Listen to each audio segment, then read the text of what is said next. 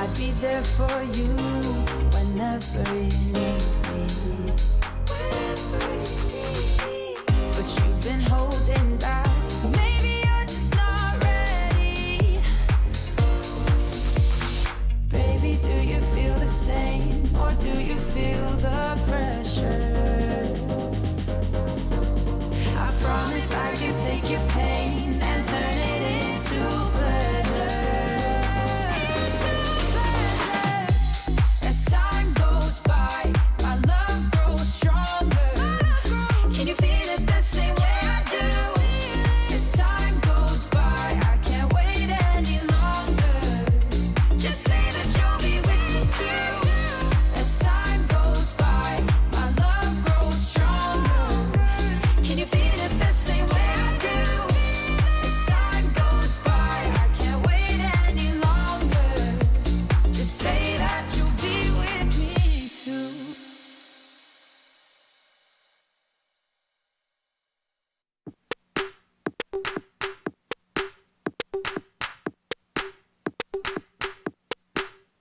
Deep minds, we were forced to be alone.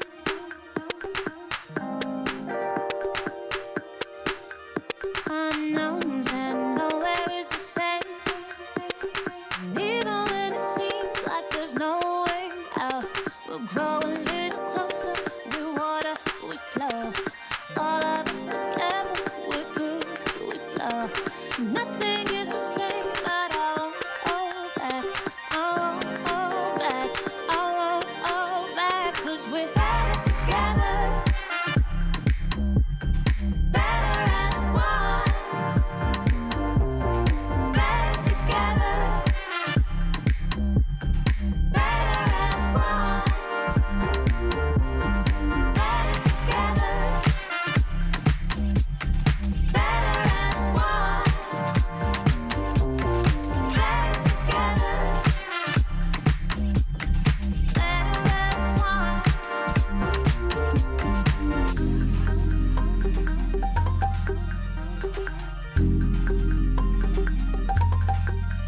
Deep minds, we were forced to be alone.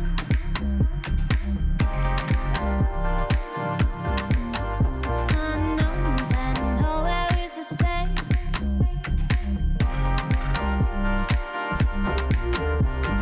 Grow a little closer, we're water, we flow.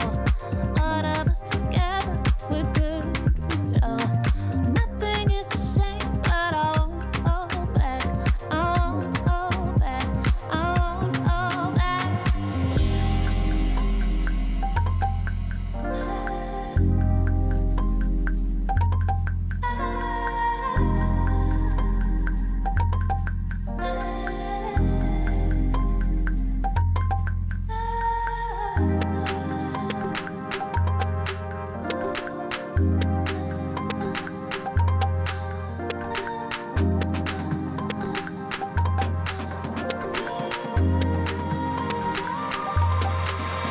Cause we're better together.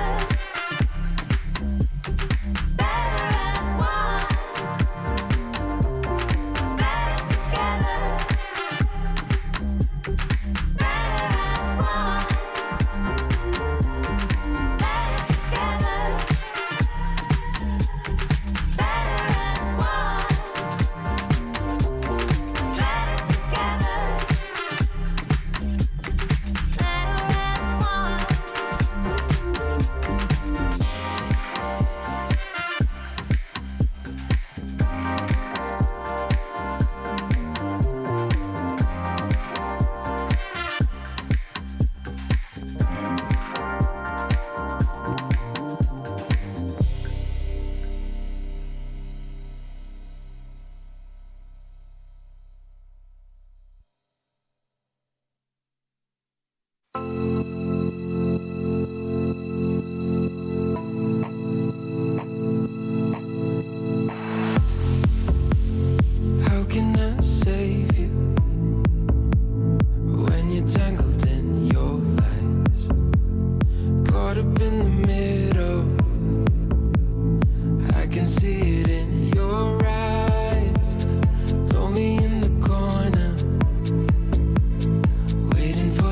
somebody to come and save you from the cold of night.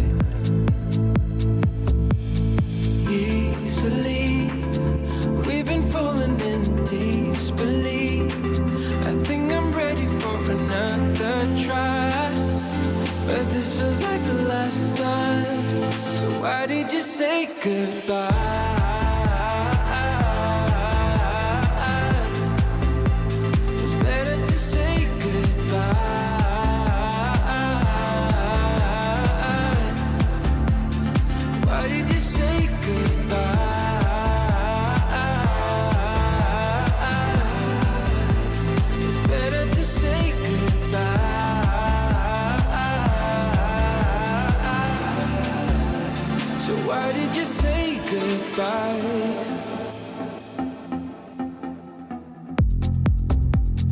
Quiet like the ocean,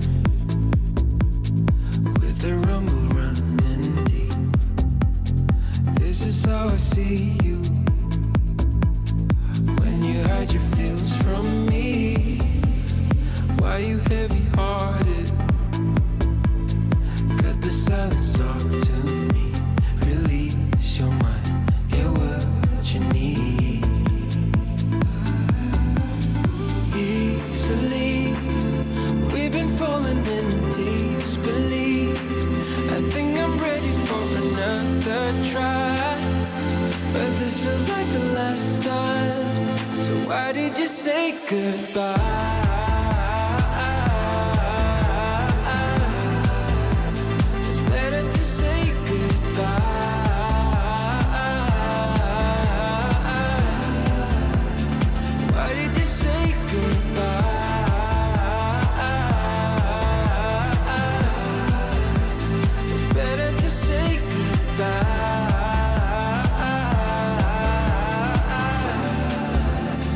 Why did you say goodbye?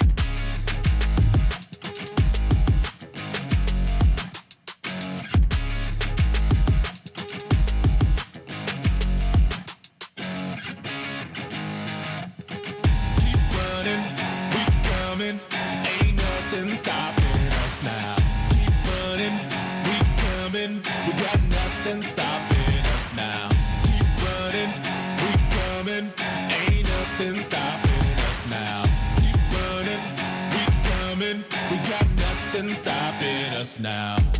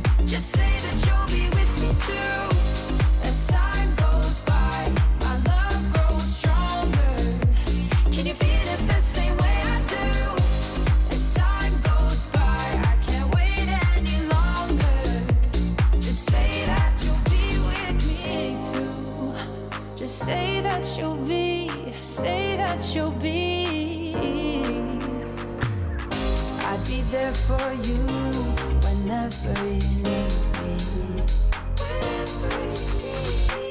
But you've been holding back. Maybe you're just not ready. Baby, do you feel the same, or do you feel the pressure? I promise I can take your pain and turn it into pleasure. As time goes by, my love grows stronger. Can you feel it the same way I do? As time goes by, I can't wait any longer. Just say that you'll be with me too. As time goes by, my love grows stronger. Can you feel it the same way I do? As time goes by, I can't wait any longer. Just say that you'll be with me too.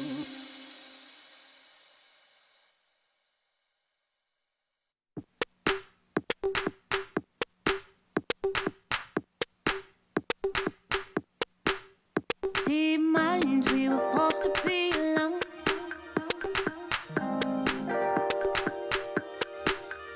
Unknowns and nowhere is the same. And even when it seems like there's no way out, we'll grow a little closer. We water, we flow. All of us together, we're good, we flow. Nothing is the same, but I won't hold back. I won't hold back. I won't hold back. 'Cause we're better together. Better as one. Better together. Better as one. Better together. Better as one. Better together. Better as one.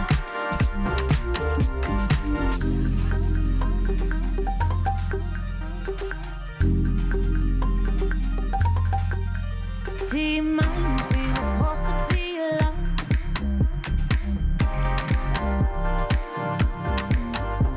Unknowns and nowhere is the same.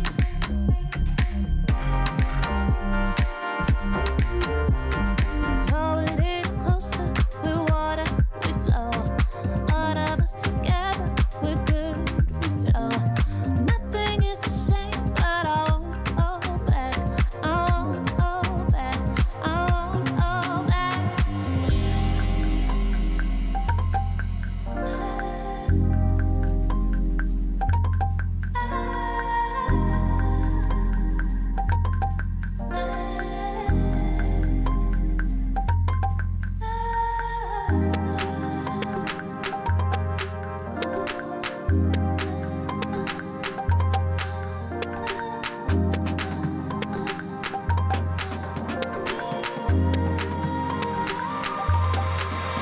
Cause we're better together. Better as one. Better together. Better as one. Better together. Better as one. Better together. Better as one.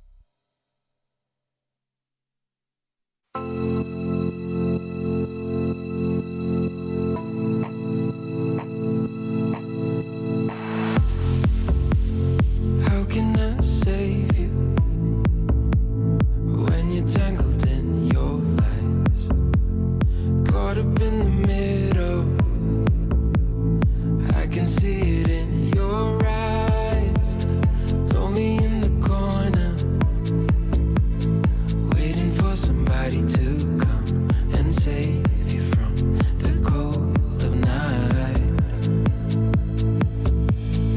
Easily, we've been falling in disbelief. I think I'm ready for another try, but this feels like the last time. So why did you say goodbye?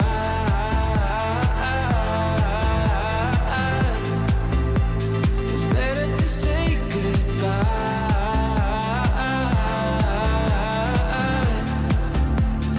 Why did you say goodbye?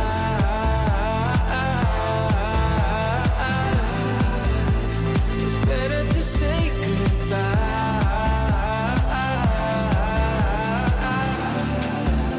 So why did you say goodbye?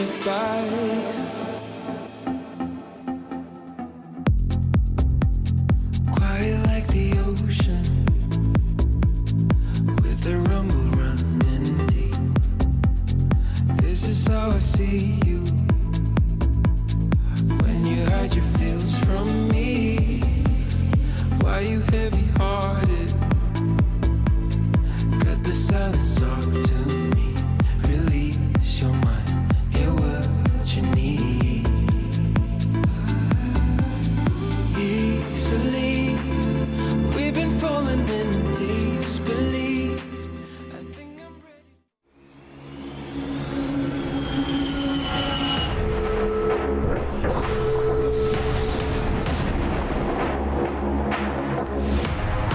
Move the work and I'm out of here. Murder the tune, it's a body here. Reviving the beat and it's right back to sleeping. I use a technique that got me here. Whoa. 10 feet ahead and you catch me in something you'll never do. I turn around. It's down and now Wall Street Bets. The go call's being made as they straight up. It's incredible. It's how it feels at the Enough top. amount of time to try and make it in. Now it's all down to the final two men up. Dope. They have all the players. I give it. Look in my Stuck eyes. in one singular spot, getting the rest on the Xenox. Like, this is the last fight. I got a lot on the line. Fish with a different approach. Want to spend time in a boat. Glory Gaming, they'll be huge for elimination points. I think.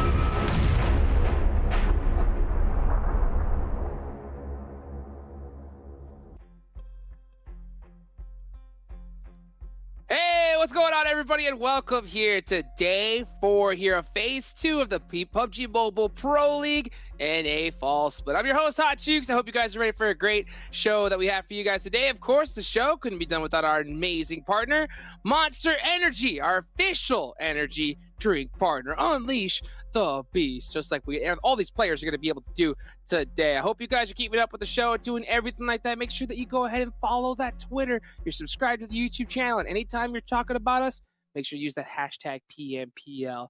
And hey, hopefully we'll have one of y'all tweets show up here on the show. All right, let's go ahead and introduce our amazing desk. None other than the 7 Worlds Gaming and Glitter Explosion. How y'all feeling today? Y'all ready? Very. Ooh, you best believe. By the way, you're looking good, man. Woo! Bro, I'm Jeez, feeling it good. made me want to get a haircut now. We're slacking.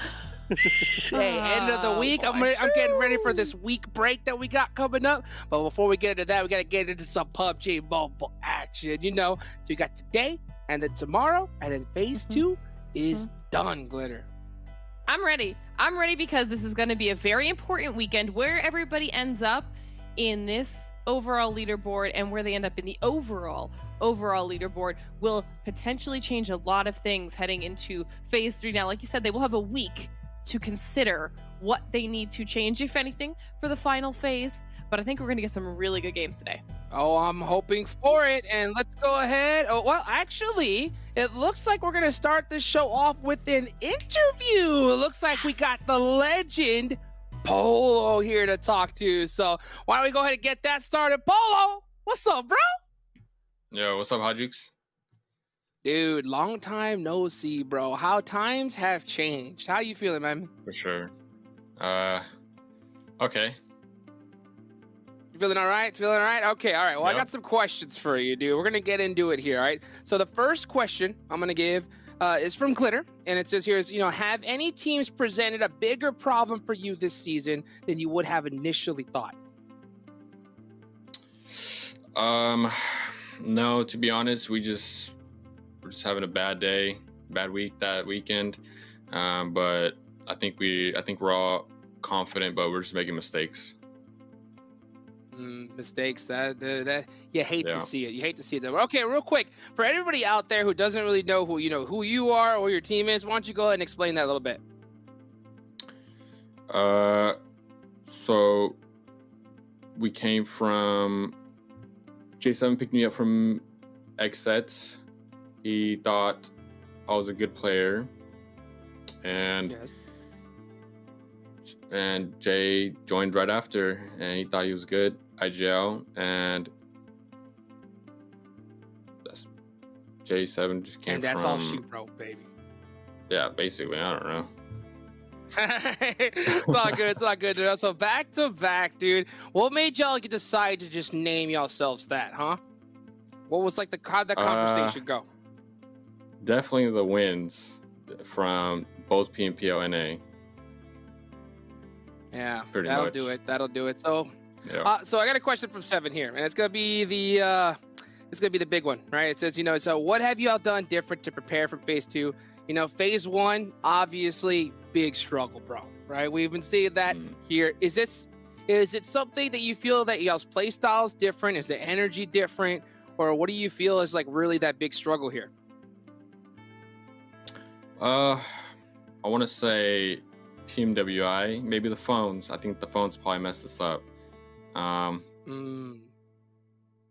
Also, we also prepared by scrims, of course, and VOD review, but that's pretty much it. But I think after PMWI, I think maybe that has messed us up. We took a break, and yeah, that's basically it. I think the break probably messed us PMWI up. hurt a little bit, huh? Hurt a little Yeah. bit. All right, well, let me tell you this, bro. Let me ask you this. What are you going to be doing here in the rest of phase 2 and phase 3, bro? How is the legend Polo, bro? It was at once Slicky, okay? And then it became Polo, all right? What is your third form? Is there going to be a third form on Reese, bro? Is it going to be Polo Triple G or something? I don't know. Tell me. I hopefully frag out this tournament and get as many points as possible, because all right, man, we need the points. We definitely need the points. Big time, big points, bro. And I Yeah. hope we're gonna be able to see you come forward of them, dude, here in the next couple of days. Thank you so much for taking the time to talk with me, Polo, dude. It's good to see you again. Why don't you go ahead and talk to the people? You got any final words to say before you start today? Thank you for the support. Thank you for the support. Thank you so much, bro. Appreciate you. Yeah. That Take it is easy. Polo from Back to Back, dude. What a legend right there. Always good to hear him, dude. Such a young man with a voice of a 30-year-old. Huh? What do you think about that? He reminded me of HH24 for some reason. I kind of miss HH24 as well. Hey. Interesting vibes there. Hey, a man of few words, but on the battlefield, he does the... that's the M4 do the talking. That's the M4 do the talking.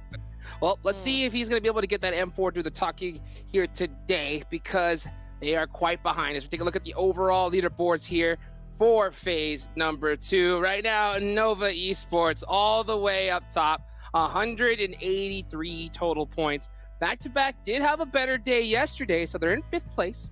But, after that phase 1 performance, they definitely got to kind of step it up here a little bit, Glitter. Yeah, I love that we get to hear, though, that they acknowledged the mistakes from phase 1 and that they're kind of working on those here in the second phase. We saw that reflected in the fact they went from second page to first page. Now on this overall ranking, I mean, obviously Nova with an incredible lead. Star Gaming, another squad that I don't think we've given enough love to yet. They had an incredible day yesterday. Really, really solid, consistent performances across the board that have kept them on the first page, but then now put them in second place in our overall for this phase. And then obviously Knights right behind them. The rest of the squads up here, HQA held on to this first page, but then we changed things up. Okay, HITLIST dropped down a lot. Korean barbecue lovers now rounding out our top 8. And then when we get to the second page, that's where we see some of the teams that were initially here after days 1 and 2. Things changed a little bit, 7, and people have started to drop down, probably more than they would have really liked to. Yeah, I think some of those teams are the Panthers. I'm really intrigued to see what the Panthers are going to be doing today. I know Hot Juice is going to give us some spicy stuff later today. They currently have 93 points. You can see Execute right there, still not being able to fully find their footing. I kind of want to see execute within that first page as well. And then THIRDEYE. This is a team that surprised me a little bit during phase 1, and then they started disappearing. And so far, they have continued on that path. And then we go to APHELION Esports, a team that absolutely dominated. I mean, we got to hear from Nate yesterday how they were able, how they pretty much came in too confident. That's what it was. They came in way too confident this week, but hopefully today we'll see a different APHELION Esports that will try to move to the top. And then with the other teams, I mean, Most Wanted, Angry Amateurs, 19 Esports, 4 Bros. I feel like it's time we see a lot more out of these teams. I know they have been causing some issues, especially with Most Wanted. We heard from APHELION Esports, that's a team that's currently really annoying them and pissing them off. So I'm intrigued to see if that rivalry is going to really keep on going, because if we were to look at the overall stats, I mean, it's not really a rivalry. APHELION Esports is absolutely winning that. But it'll be interesting to see if they're going to continue to annoy APHELION Esports. And with back-to-back, I mean, I actually want to touch base with some of the stuff that Polo said there. I was mentioning like how PMWI might affect them. I'm actually surprised to see that it is still affecting them in a way. Now, we didn't really get a chance to break down a little bit more like what were some of those mistakes. But you mentioned it perfect too, Glitter. It's good to know that they are aware of it. They are working towards it. And I think it shows too. I think it shows with what they've been able to do here in phase 2, Glitter. Yeah, I love it. I love it. I'm a big fan, and I want to see more of it today. I need that momentum to continue, Jukes. We need to see that momentum keep on going up, like we just finally saw here the other day. Now, 2 teams that really don't really need any more momentum. They've been driving through this like it was nobody's business. Is Nova and the Knights, right? So why don't we take a look here at compares their stats. Look at this. Average 6 eliminations from Nova, 8 from the Knights, 7. These 2 squads ain't someone to mess with. They're definitely not somebody to mess with. By the way, these stars are from yesterday alone. Now, the reason why I wanted to put up these stats, all right, is because if there's any team that can possibly try to catch up Nova, it's going to be Knights this week. Yeah, Star Gaming did have 3 second-place finishes yesterday, but I feel like Knights just continues to have that it factor. You can see they're currently being able to output more elims. They're being able to output more damage to, and the average survival time, I mean, is currently off the chains for this team. During day 1 and 2 of phase 2, the Knights were only able to get 59 points. Yesterday alone, they were able to get 69 points, and then everybody on the squad was able to just wake up. Coops, 11 elims, Tensa, 9 elims, Sanhok, 6 elims, Spec, 6 elims. And that's why, Glitter, I think that Knights is going to be able to catch up with Nova. See, and what's impressive, though, with Nova in comparison to Knights is that Knights are at least this phase, are a little bit more yo-yo-y, right? They've really picked it up, and then when they do, they have like these extreme highs. Whereas when you look at Nova stats, even yesterday, when they didn't have the placements that they probably would have liked in a lot of their games, every single time we see them putting up really solid amounts of elims and keeping themselves in that top spot because of it. Because in comparison to day 2 of this phase, they hadn't placed outside of the top 3 in all of their games. They had a phenomenal performance on that second day. They didn't mirror that placement performance, but still kept up their aggression and their elims, and they still have players at the top individually with those stats talking about kindness. So I think that between those 2 squads, we're starting to see the cream rise to the top, you know? Yeah, there you go. Just finally start raising up there to the top. And I mean, I think that's where they most likely going to stay here. Now, today is going to be an interesting day because we're going to be playing a whole lot of Erangel today. That's my favorite map. It's these players' favorite map. And a lot of teams, you know that they're really excited for this one. So why don't we take a look here at the top 5 performing squads inside of Erangel, Glitter. Now, this is going to be really fun to talk about, okay? Because, like you said, we get to play Erangel 3 times today out of our 5 matches. Some teams will play it 3 times, which is going to be very important as we look at all these stats. Now, these are the top performing squads on Erangel right now. Obviously, that's huge when you're looking at the likes of Nova and Star, your top 2 squads, because that's just going to give them an opportunity to continue their dominance. Now, HQA is another squad that is on our top overall, the first page right now, so this could bode well for them. But then when you look at Panthers and WALLSTREETBETS, squads that we literally just talked about needing to pick up their performance, this is their opportunity. You have so many times to play Erangel today, and if this is your best performance map, then you want to do whatever you can to put yourself back in that first page, continue getting some solid points, because it's going to be different map-wise the next day. It's like the prime time 7 to put in the work. Yeah, I mean, Those are like the top 5 best teams, right? It would be really intriguing to see like what the bottom 5 teams do in Erangel. If any of Yes. those teams are going to be able to take advantage of it, because if I'm not mistaken, APHELION Esports like overall has been performing really well in Erangel, and I was surprised not to see it there because this is just for Ooh. phase 2, by the way.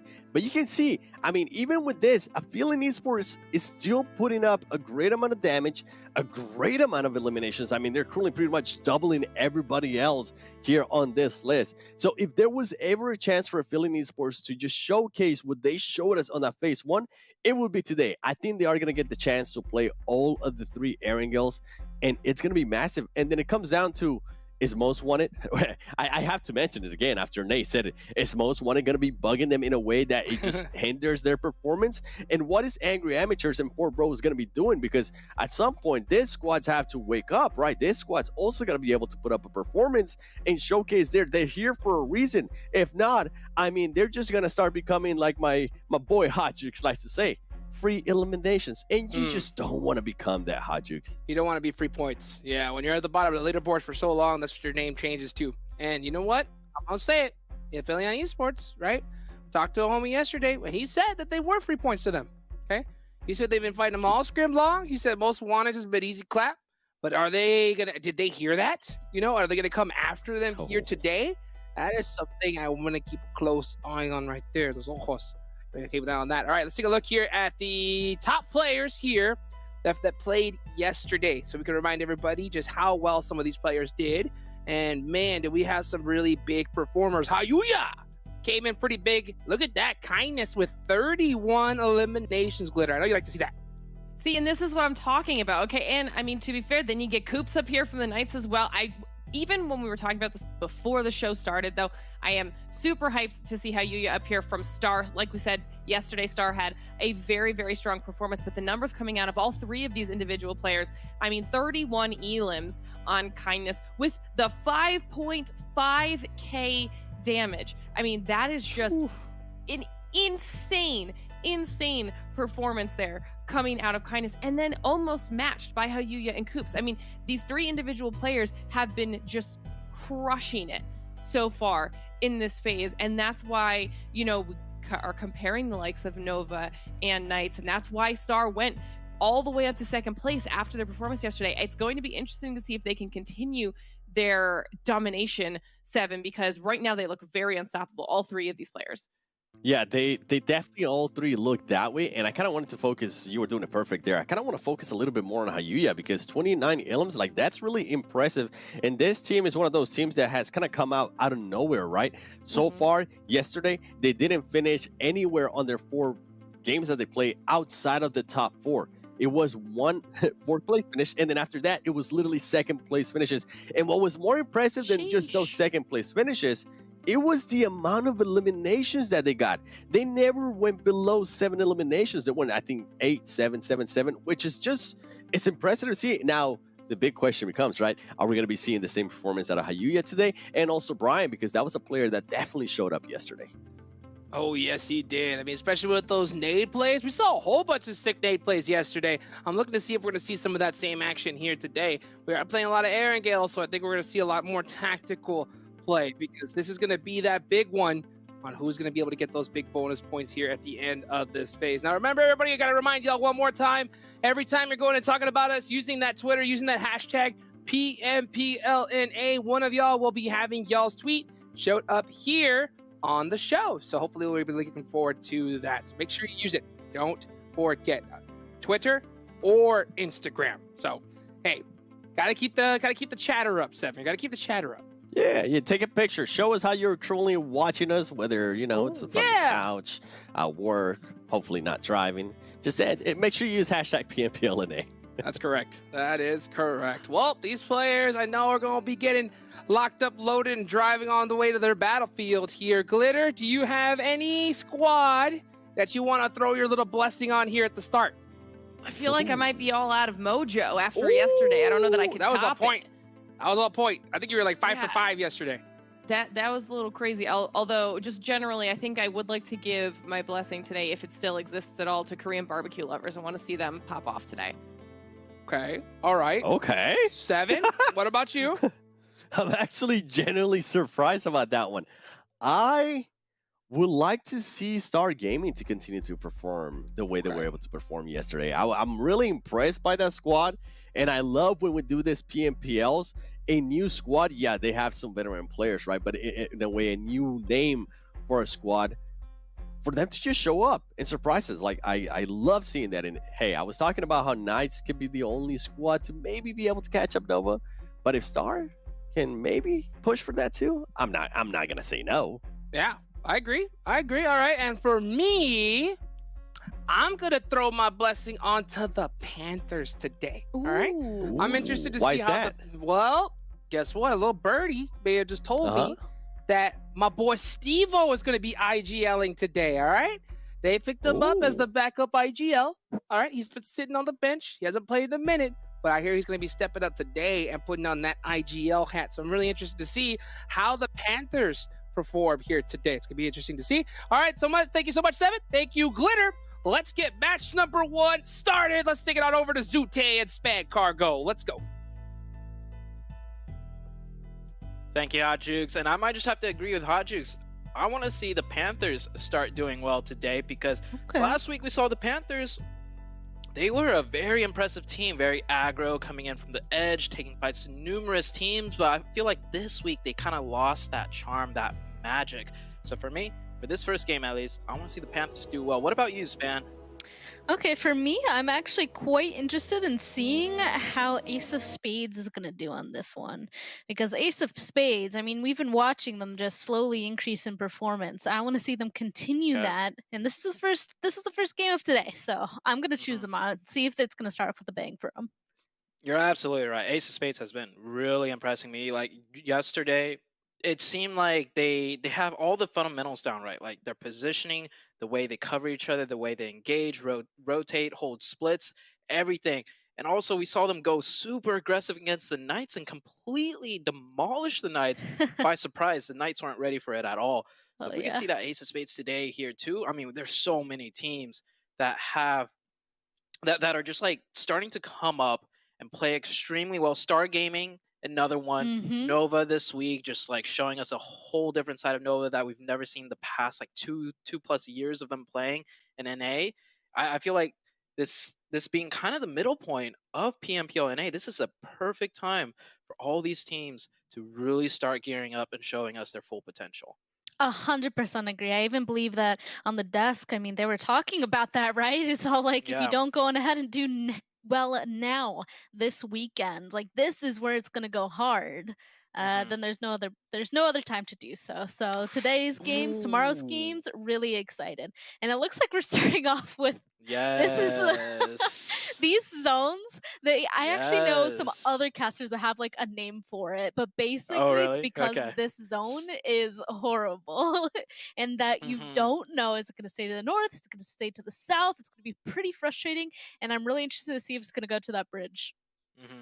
And another cool thing with this circle, just thinking ahead already, like teams are going to try and do the option play of using the eastern bridge, right? Because they can stay north or maybe go south if it goes north or south. But you know for a fact the western bridge, that's going to be occupied for sure. That's center circle.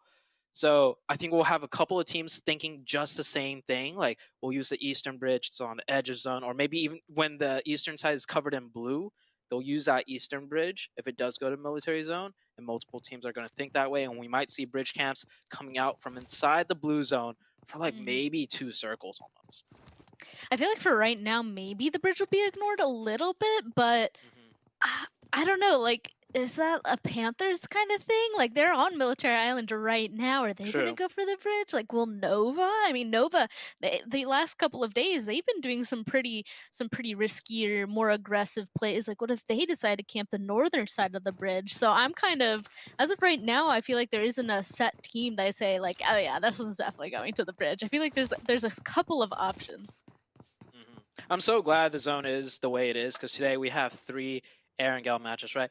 More Erangels than anything else. And usually Erangel circles, not going to lie, it's pretty, I'm not going to say boring, but pretty typical, right? Like no matter where it pops up, generally since it's played so much, teams already know a rough idea of how they're going to approach it and everything.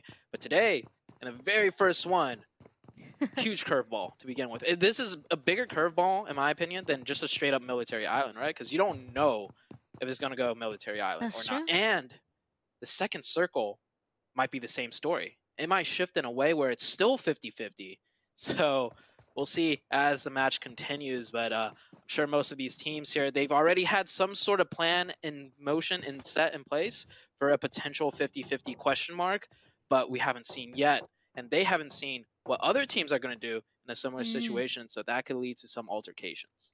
Yeah, that's why these are always my favorite. I mean, you're right. Every other Erangel circle, usually there's like a way to play it, right? But on this one, with all of those unknowns, like it really just comes down to you're not going to know the answer until you seriously wait for the circle to pop. Exactly. So watching these guys kind of set up for that, I'm excited for it because I like the challenging circles, especially on Erangel. Lets us kind of see how these teams think. The IGLs, like really putting all their brain power into this one.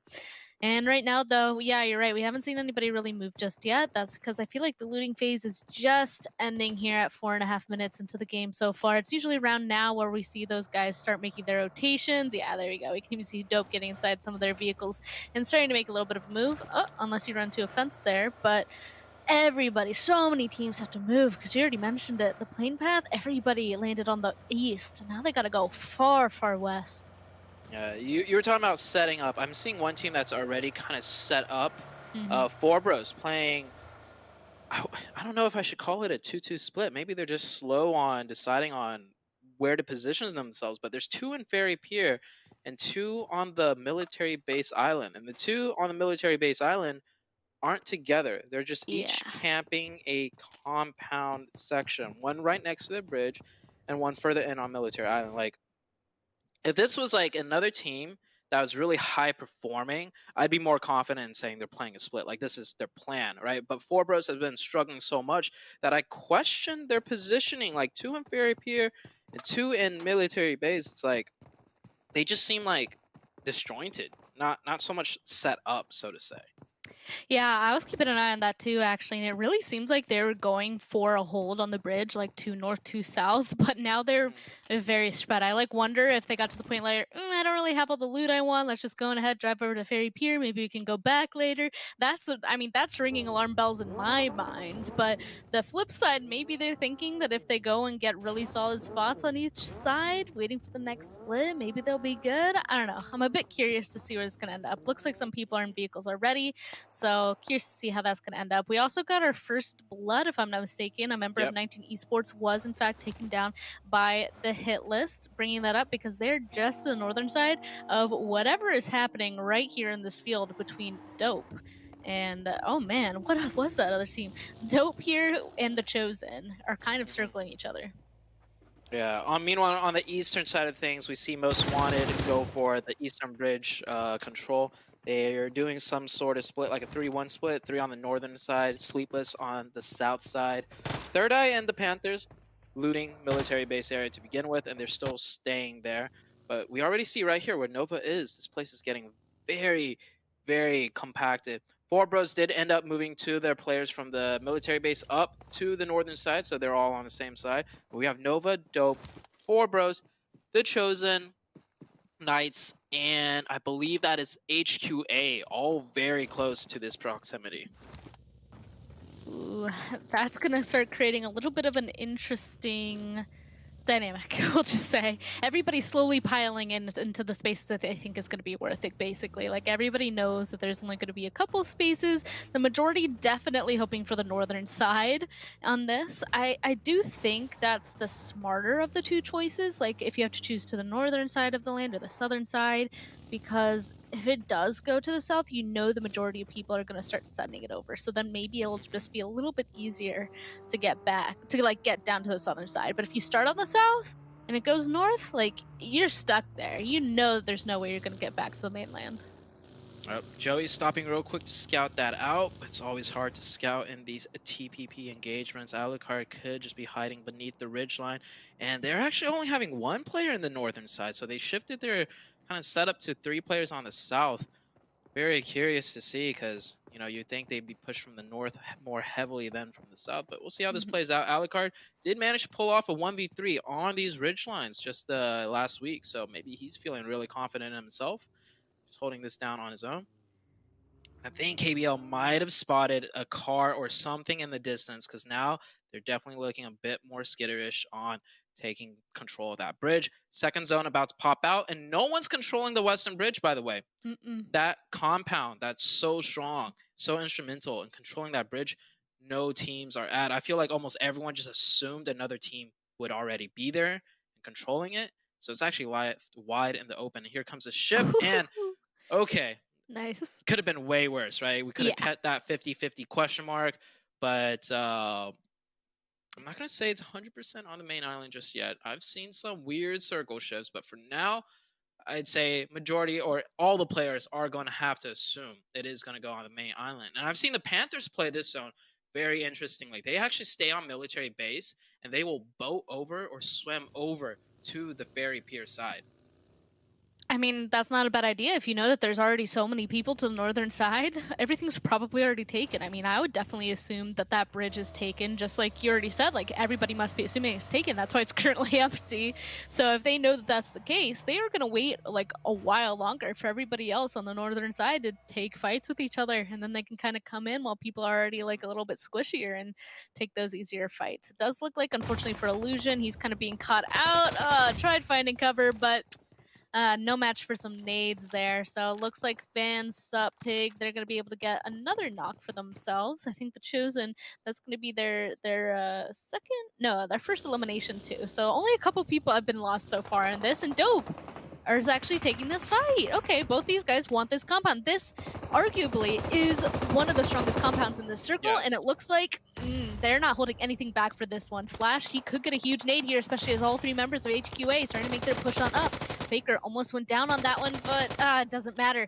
Looks like Chiwang will still be able to get that knock. The rest of Dope, they're so spread out. And is that? They're already disengaging.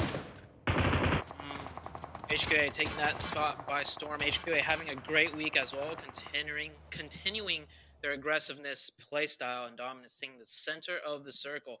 You mentioned it. This is probably the strongest point in the map currently.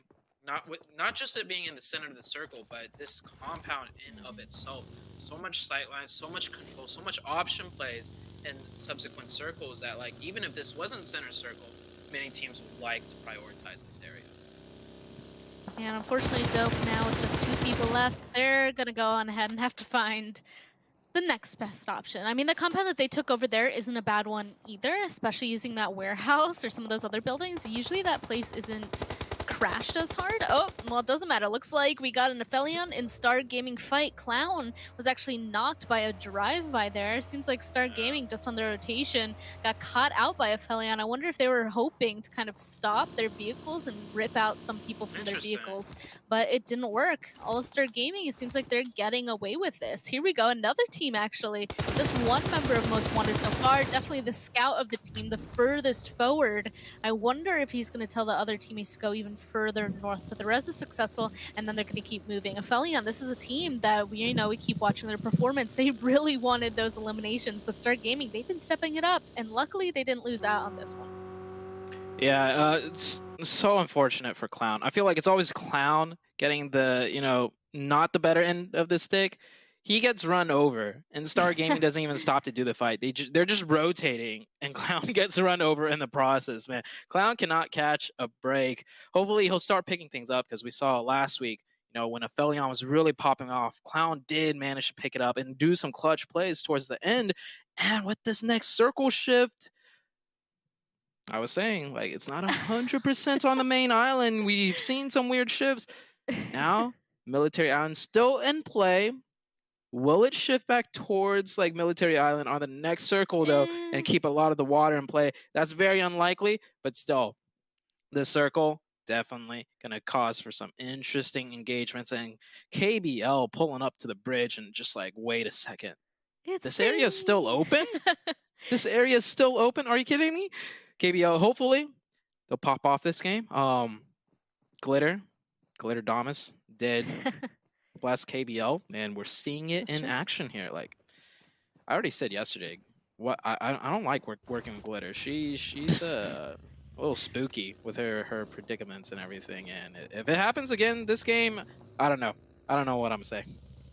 Well, I mean, it keeps happening over and over again. If it happens again, it's gonna be no surprise for me. There you go. Looks like the Chosen's being caught out in the open a little bit. This was a hard shift, so the majority of people actually are in their vehicles, kind of scrambling, hoping to find themselves a better position. So we can already tell that there's gonna be a lot of damage or shots just being thrown at each other as everybody's kind of moving around in this fluid state, unsure of really where to go. Unfortunately, though, at least one member of Nova is going to fall. The Chosen, yet again, getting another elimination for themselves. And at the very beginning of this game, when I saw this circle, I was like, you know, this circle has a name, and it usually goes around that bridge, and it looks like it's continuing to happen.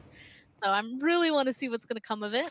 Otherwise, everybody doesn't want to stay on the northern side of the zone, it looks like. It looks like the most northern is APHELION here inside of this compound, which again, this compound in this field, very strong. Everybody else is trying to find something more towards the coast, which I think is a little bit interesting, Zute. I think it might be because they're just a little bit paranoid of the circle shifting back down to Military Island as Ooh. Most Wanted and Knights. Good trade. They will keep Coops up and alive. Most Wanted losing another member just down to solo, that of Alucard. You see, he had some sort of silence to try and support that, but not the best ones, of course. And the Knights will rack up 3 elimination points, keeping control of the northeastern edge of the circle. I think the Knights are going to just stick to the more aggressive play style of pushing into zone wherever it might go. Alucard takes some shots.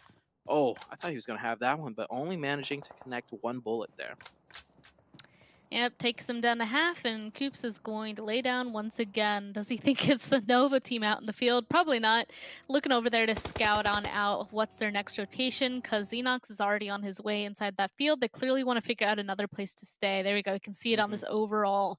Also, because this next zone is about to be shifting soon, so now is the time to start gathering information so that when the zone pops and shifts, you know where to go next. This, though, I don't think I was expecting this. Korean barbecue lovers with a super strong position previously, no longer. They're not inside the zone at all. They're going to have to figure something else out. Right now, I really like APHELION spot, Nova spot, and Star Gaming spot the absolute most. I see the Panthers taking the bridge, probably just scouting it to see if it is an option they could take. KBL still there, probably planning their next move. And I was just going to say, just like that, I have cursed Glitter's blessing right there, having it shift away from KBL. And that's a pretty tough circle for KBL to break into, I'd have to say. Meanwhile, Star Gaming sitting in now the new center of zone in the bunker position. Now, the bunker position is a super strong position, but we've seen so many teams just able to full send that bunker area and just take it over because it's so big and expansive that you can't really hold it down, and you'll get pushed from both sides eventually. That's very true. I feel like a lot of these locations are going to have a little bit of an issue. One of the biggest is, of course, Star Gaming's. Another is APHELION. While that compound's good now, they're probably going to have to leave eventually, and Nova is on the hill right above them. So they're basically stuck in that compound. And even down where we're seeing this fight slowly break out, all those people that are hiding down to the southern side, once they're going to have to move, like that big road is just a big open expanse. And honestly, using a vehicle, you can do that to get to the other side of the road, but it's just a big open hill. It's going to be pretty difficult. But here we go. Ace making their push into HQA. Both these teams being super good this week, I'll have to say, are now fighting against each other.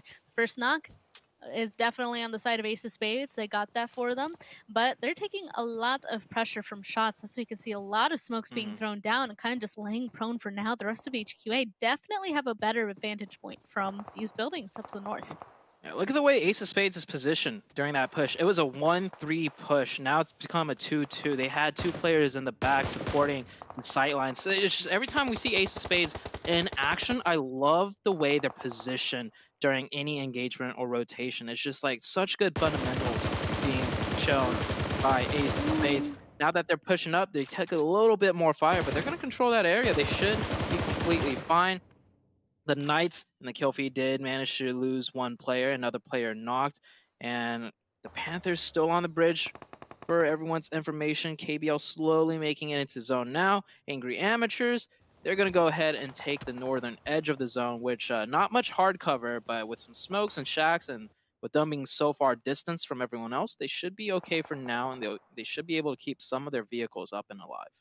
Yeah, these shacks up here on the northern side inside this big field is like, this is the last resort choices, I'd say, in terms of placement. But also, I feel like these shacks usually keep you to the end of the game. And also, the Panthers are no more.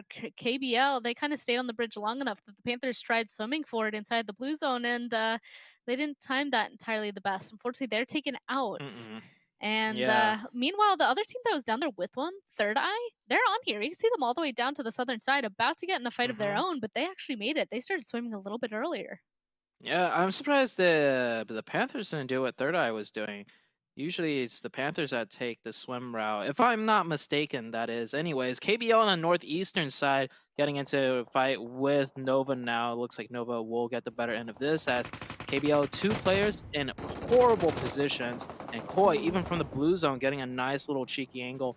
Nova will take down KBL. Nova lost a player early on. They've been down to 3 for the most hectic parts of the circle, but they are still showing dominance. This new circle, by the way, puts Nova in a decent position. Star Gaming, that bunker's still in play. We'll see if they get crashed on, as THIRDEYE making their swim onto shore. They will manage to find one, but not able to confirm the point. 4Bros will eliminate that team, get them back up. 4 eliminations for 4Bros, looking better than usual. But with this new zone, I think they'll probably go out in this next circle. It's going to be a tough one for them. 19 Esports is already looking over there. Right when the first shots rang out, they were peeking on over, so they probably have some sort of idea in mind. They have to get a little closer to the zone. As you can see, they're already positioning to do so, but their eyes are over towards 4Bros.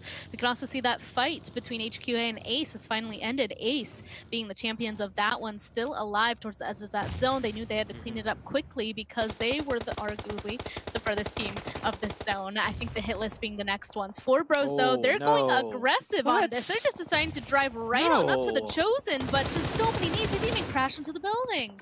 Yeah, that's what I'm saying. They didn't even crash into the building. Okay, if you're going to corner yourself into the edge of zone in a small little divot, what do you think is going to happen?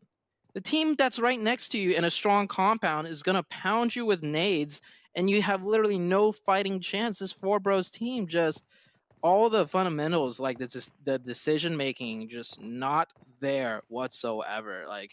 And I think that's why 4Bros have struggled so much. It's just the basics. They're not playing it. They're not playing it correct. They had 4 players. Full send. You can maybe get 1 point at the very worst, right? If you try and 4v1 a person or 4v3 this team here, but it's just, that's not what you want to see. Just putting yourself inside nade range and getting decimated. I mean, don't get me wrong, that dip there is usually pretty strong, and I have seen like a solo survive there for a long time, but like, if you have 4, why not just go for the crash? 19 Esports as well, like they're also now going to try and get in on this fight. They know that this is where they're going to want to be playing. I feel like playing on this road is not really plausible, but it seems like they're trying to do so anyway. I think they're just barely in, and that's going to give the Chosen the opportunity to make that push on over. Unfortunately for Ace, they're now out too because Star Gaming has taken them out, and they're about to start take out Angry Amateurs as well. Let's see if Angry Amateurs are able to kind of turn this around for themselves. All of them are still up, but definitely tagged up. Angry Amateurs right now playing on the northern side. Next circle comes up. Koi is in a shack in the center of zone now. Nova doing a 2-1 split, sending Koi in deep for that shack position. Beautifully done there. Angry Amateurs on the low ground, but Star Gaming slowly making their way over. They realize they do have to at least soften this team up or take them out completely before wanting to move in the zone. And with that knock, Star Gaming up to 7 eliminations, maybe more, but Skur answering right back, getting 2. He gets traded. I think it comes down to a 2v1, 2v2 situation. We'll see what happens here. Star Gaming did lose Brian completely. They could get the reset onto Robert. And I almost feel like that might be enough damage for them to rotate ahead of Angry Amateurs and then just keep them out because they put enough pressure. But Angry Amateurs doing the same exact thing, trying to get 1 step ahead of Star Gaming now. Okay, both of this is very interesting. The thing is, if they go any further to the western side, they're going to be in line of sight of a couple other people. Being APHELION, I mean, if this is the way they wanted to rotate, now they can't really do so freely. Mayo letting APHELION know of their spot, basically. It looks like a member of Angry will in fact go down. Start Gaming, still doing a lot of damage towards Thumb, but as you can see, Robert was just barely able to get res by Hayuya there, but Hayuya falls anyway right after Mayo. He's definitely determined on trying to stay at that rock for now and continue to push towards Star, I think. At least try and find themselves a spot in between these two big teams up on the northern side. The Chosen goes out as well. At this point, it's just these guys Kindness. over on the western side. I was Kindness with the 3-man nade, if I'm not mistaken. I was Really? watching, I was watching the elimination feed. During the chaos of all of this, Nova's dead center of zone, with only 3 players playing aggressively. They are controlling everything 360 around them. Like, if you look at the minimap, how are they doing this without getting like just 4th, 3rd, 5th party from distance? I mean, they just know their sightlines so well and their teamwork, the pressure. APHELION now making the move. They were getting pressured by that team, so Angry Amateurs, they're going to get on the targets of APHELION, and Angry Amateurs taken out. APHELION Esports, with still 4 members up, this is probably one of their better games this week that we've seen all week long. Nova still with only 3 up. Like, they were 3-man early on. They're playing this entirety of the mid to late game like as if they were a 4-man team. Imagine if they had an extra player still. Like, Nova's just so insane this week.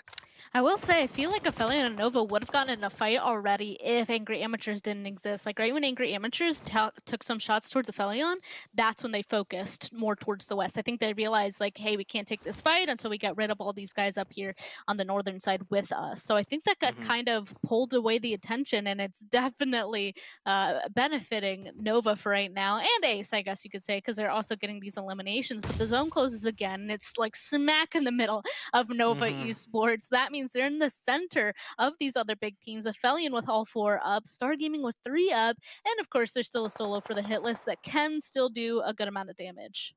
Yeah, this circle. Usually you want to get the circle, but this might not really be in favor of Nova because this forces everyone to push into Nova from all sides. It'd be cool to see Nova try and push out of the zone to just secure one little edge of the zone and then come in a little bit. That would be a cool strat for them to pull off, but it looks like they're going to sit in the middle and take on the full brunt of things. But, I mean, Koi, so aware, and I think that gives them, you see them moving back down now. They realize they have the southeastern edge for themselves, and they'll readjust a little bit so they're not completely smack in the center. Really good job out of the Nova team to recognize that. And now with 3 teams left, APHELION Esports, they have the man advantage over Star and Nova, but as far as Nova is concerned, they're playing like as if they're a 6-man team. Ren will get popped out though. Oh, did you notice Ren hop into that vehicle? Super, man. He still gets taken down, but just the mechanical skill, the individual player skill out of everyone on Nova, that's a small glimpse of it right there. Oh, for sure. Yeah, he definitely was like, oh no, I'm in hot water, tried to succeed, stay out of that. But unfortunately, he does get taken down. I was about to say, like, everybody is playing this so carefully because they know that there's only a couple of teams left, that everybody just knows that they want to get the other 2 teams to get in the fight first. And it looks like APHELION, they're the team that was taking the aggressive push, spotted out all the members of Nova. I don't even know if Nova was really shooting back in that situation. APHELION just took them all back because they were looking towards Star. Yet another member of Star gets taken down. So that means this is a 2v4 right now. APHELION is being very strong in this end game. Only 3 eliminations so far, but if they're able to wipe this up, I mean, that's going to be a good handful of eliminations and a chicken dinner. Yeah, APHELION really showing up this game, and APHELION Esports, they get a chicken, I think, and probably a very much needed chicken. Not to say like their overall with week 1 and week 2 combined scores are bad whatsoever. They're actually way up there. Yeah. But for the sake of their mental, right? When you go from a dominating week 1 team with like almost 50+ point lead to week 2 where you're on the 2nd page of the leaderboards, this is a good time to bring that mental back up because there's still quite a few games to be played today and tomorrow. So if this is the turning point of APHELION, so be it. Great game for them, great chicken dinner, and we're going to go to some highlights and then we'll be right back with the analyst desk.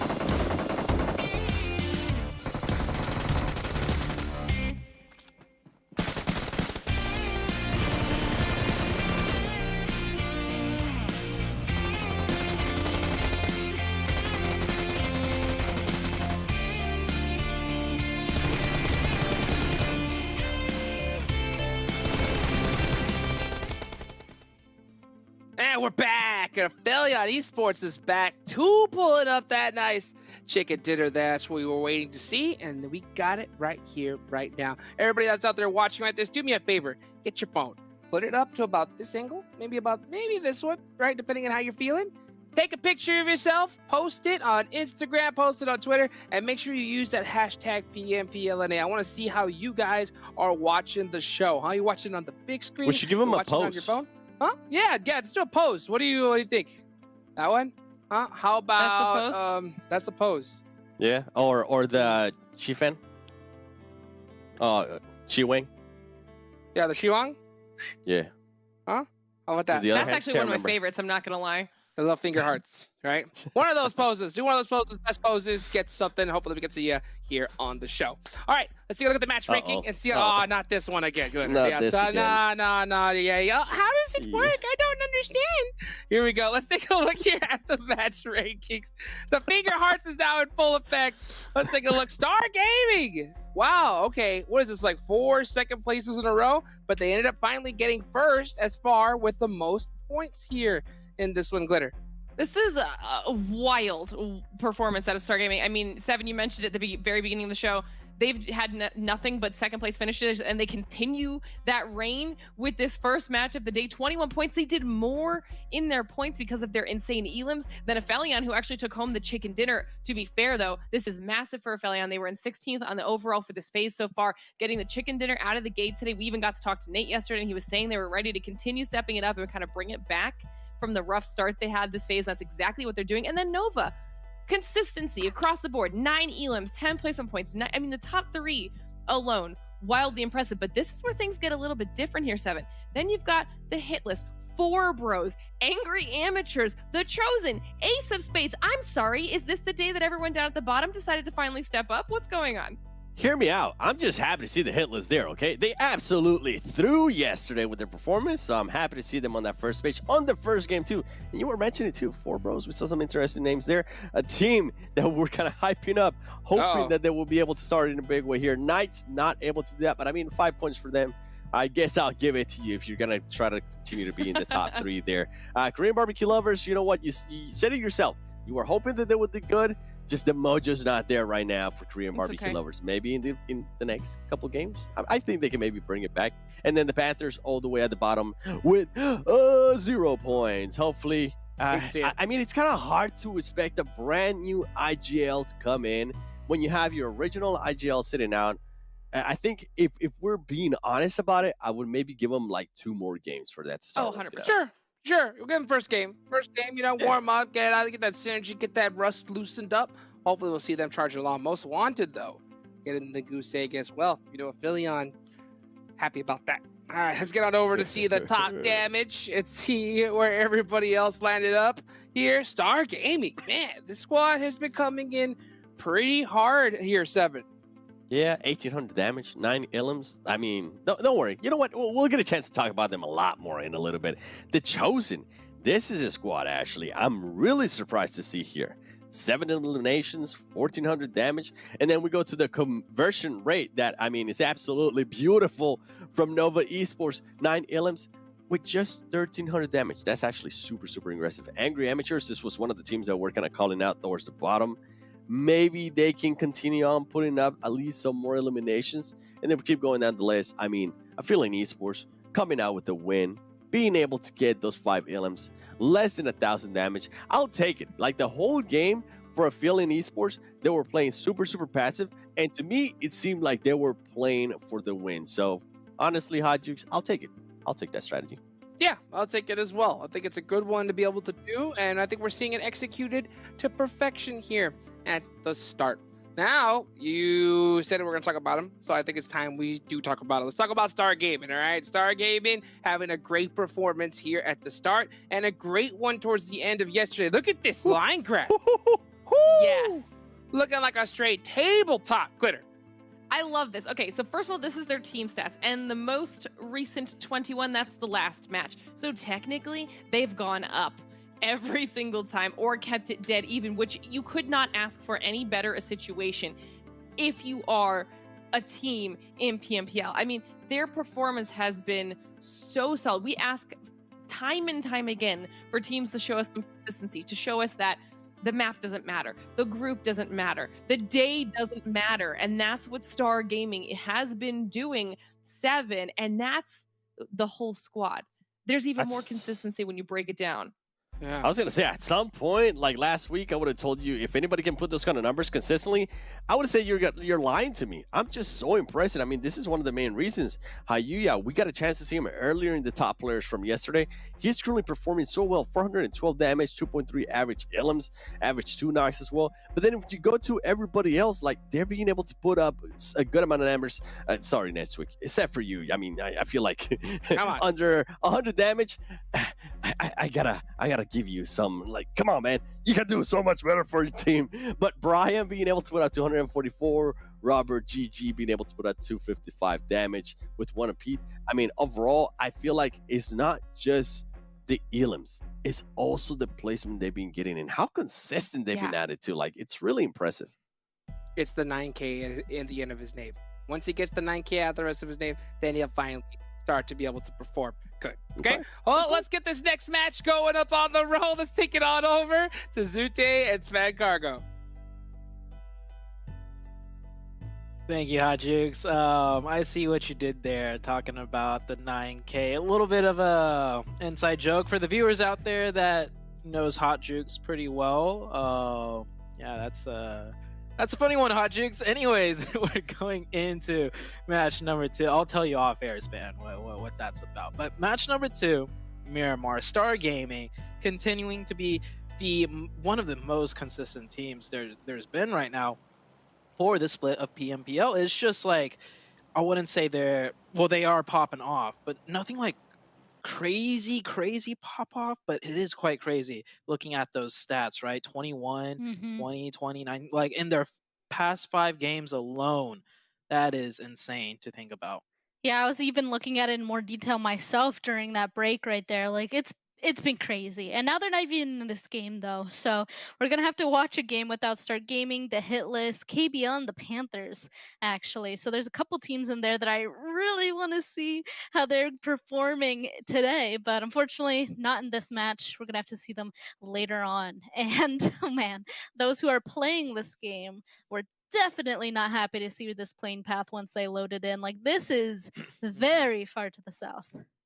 Yeah, very far southern plane path teams. This is probably going to be the longest loot phase for any of the plane paths out on Miramar, right? Because majority of teams do go to the northern half of Miramar to loot, and with the plane path being so south, that's going to cause a lot of delays and rotations. And with all those delays, we might see some more interesting engagements, like on the outskirts of the circle, depending on where it goes, right? If it goes to the north, then teams driving up north are in luck, and that is not the north. That is okay. A very southern circle. Probably the most southern circle we've seen so far in all of the matches of Miramar.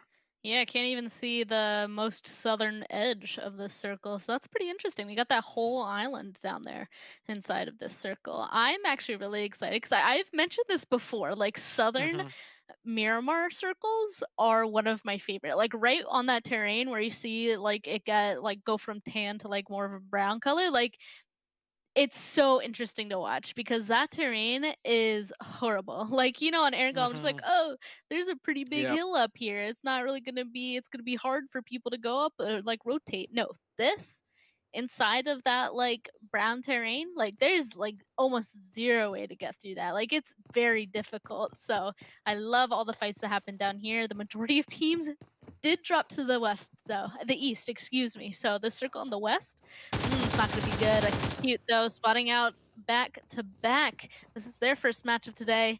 It looks like they almost took down somebody back here. Oh no, they did. Polo. Oh, we heard from him this morning in their first match in. He goes down first. They definitely Solo. trying to save him. No way. Solo with the Winchester from the other angle. I don't even know where he is, but that's 2 players down. And oh no, Kill Switch drove through the smoke and crashed into the Marauder that was there, and then Fates. Oh man, back to back. They had a phenomenal day yesterday compared to, you know, how they've been playing this week. They shot all the way up in the leaderboards, and this being I think this is their first match of today. They weren't playing in the last Yeah. one. Horrible start. Hopefully this doesn't, you know, drain their mental any. This is probably one of the more like depressing starts, to say the least. But maybe they'll keep that magic they had yesterday going into their next 3 games. But Execute, this is important for them because Execute, I wouldn't say they desperately need the points, but given the caliber that, you know, everyone thinks they could perform at, yeah, these points will definitely, you know, keep those expectations, you know, almost maybe met as they finish off the rest of back-to-back right here. I mean, they're sitting solidly in the middle for this week, at least when it comes to points. So just any more that they can get to get a little bit higher, especially since it's going to be the top 12 that gets into our last match tomorrow in Levic. They definitely want to be at least a little bit higher in that. So 10th place, not the place to be. And oh man, I'm still kind of depressed, honestly, about what just happened to back-to-back. Good, okay, good. Now we're watching something else. Looks like the Chosen and THIRDEYE have actually landed right in the same city with each other. We're all the way in El Azahar. These are the furthest teams from this next zone. I feel like that would mean that they're not going to get in a fight here because they probably just want to loot on up and start the rotation. But I feel like the threat is there. Yeah, they might not fight here in the city because it'll be very delayed, but I do think they might plan to fight on rotation, right? Because they're so late coming into the zone. There's no real rush to rotate into the zone because the circle shifts away from, you know, the northeast. It's just they're going to run into such a huge traffic jam that they may as well take a 4v4 somewhere on rotation. But just as I say that, it's like they are going to take the fight here. Both players have to commit to this fight. They're both kind of out in the open, and Gajia will get the better end of that one. 4v3 situation now for THIRDEYE. Up to them if they want to leave. You see Moose going aggressive, and the other 2 players of THIRDEYE in vehicles, I think, wanting to also go aggressive. I think they have a chance, or they think they have a chance to isolate Gajia, which they kind of do, but only for like maybe a minute max, because the rest of TC coming in here right now, and Gajia himself is a force to be reckoned with. That is 2 for Gajia, 2 for the Chosen. Now it's only 2. Oh, what was the audio? Don't mess with Gajia, man. Don't give him the little peekaboo fake out. Gajia is ready for that. He's gonna 1v4 your team right here. He wants it. You can see, like, Opa, he was running across this. Oh, he's not doing it. He was yeah, there we go. Yeah, Opa. There you go. Team player right there. Yeah. I love that. You love to see a Gajia with the 1v4 on THIRDEYE. He had the easiest peek. Like Opa, he had the easiest peek out that corner. But you saw that. He was like, he gave it to him. Yeah, for you got this. I want to give a hand claps right there. Hand claps to Opa being a team player. And also, major round of applause for Gajia. Man, don't mess with that. Man, dude, he just clapped THIRDEYE right up. Speaking about clapping it up. Dope getting into fight with the Nova team. Nova loses 1 player here. And I think I'm taking a look at the minimap. Oh, okay, yeah. It's the classic Nova thing. They're rotating super split up. Sometimes it leads to mistakes. Most of the times, Nova's just chilling doing that, but Nova does end up losing 1 player here, and it could become a 3-way fight. We have Most Wanted, Dope, and knowing Nova with their new playstyle, they might just want to, you know, not do the rotation and try and third-party this and get some more elimination points. Oh man, I'm so excited that Most Wanted is the team that's right here, though, because they also need these. And Dope pausing here after they got the elimination to Nova, they were definitely hoping that the rest of Nova were going to be driving on by, is my kind of inclination here, my thoughts. But they're not. Nova, they're going around. They don't want this anymore. And now they're going to have to deal with Most Wanted. They actually, Most Wanted ran here right when they saw that in the elimination field feed with Nova. Illusion has decided to get out of there, actually. Most Wanted is very split, but so is Dope. So I feel like it's hard for me to get an understanding of what I think is going to be happening here. Yeah, you can see how split Dope is. 2 on the northern side of that road and the other 2 like hiding right here, right beside these buildings. Yeah, very interesting formation for this fight. Luckily for both teams, Nova is not deciding to get involved because that could just mean disaster for both of the teams. But this fight will continue. It's a 4v4. 2-2 split for Most Wanted and also a 2-2 split for Dope, which is causing it a little bit stalemated. Both teams holding really strong angles on one another. But this close range fight, Casper not making a sound. I think Manu probably spotted Casper out with that third person angle. Like once you get close enough to the wall, you can kind of see over the top. And yeah, he runs right back up. Casper, I know you're Casper the friendly ghost, but I think they know you're there, Casper. So he might want to get a move on before he gets naded. Oh, Yep, the nade. Manu. Yep. We saw that Manu with the underhand toss about to go out. I'm looking for a little blip on the map right now, right where Dope and Most Wanted are fighting. But let's take a look at the overall map. All right, so teams kind of clumped in the middle as usual, even if the zone's as far down south. We do see some other teams taking very wide rotations. Ace on the southeast, and the zone does not go further to the south. Unfortunate. Sad. But yeah, this zone could still go anywhere. You got the mountainous terrains on the southwestern hemisphere. You got the more commonly played like north hemisphere of that circle. So the dynamics of this game could still change in an instant depending on the circle shift. Definitely, and you can actually see that the majority of people are trying to stay more on the northern side. That's the easier played area, so I'm not quite surprised to see that actually. Just basically all around Jumeirah is where people are right now, except for a handful of people actually being Ace the Spades and Execute. I think they're going for something a little bit different now that the zone has continued to kind of keep the southern side in a little bit more. I think that opens up the opportunity for more people to kind of play down there, but I don't think anybody that's currently in the center are going to be moving, and that means the majority of people that are still rotating in are coming from the northeastern side. Yep. They're going to be forced to play on the edge, rotate around, or fight those guys towards the center for a better spot. So I think that there's a couple of options that we're going to have to keep an eye out for on what team is going to do what. One of them actually being HQA. You can see them kind of slowly making their rotation in on the northern side right now. I feel like they're trying to get as far over to the west as possible, which is smart from a big picture perspective because that's where you would expect the less people to be. Yeah, I think that is exactly what kind of HQA is doing.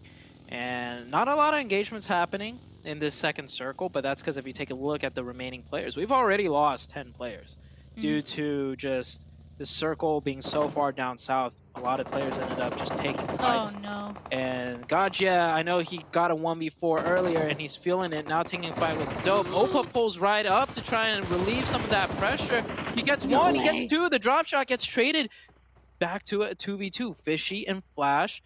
Oh, the confirmations will go through though, so they won't be able to save everyone here. TC will lose two. We do see, I do believe that's Supeg right next there into the barn fields. I don't know if they know he's here. And oh no, he's the last player. They already got an earlier one. Supeg gonna go aggressive. If he does, he can manage to take down a couple more players, but Dope is already getting the full reset on two of their fallen teammates. And Supeg, he's gonna commit to this. He's the last player alive. May as well try and get some elimination points rather than trying to play the rest of the game by yourself. Flash is going to spot him out. And there goes down the Chosen. Dope with 6 eliminations. This is pretty good for a team like Dope.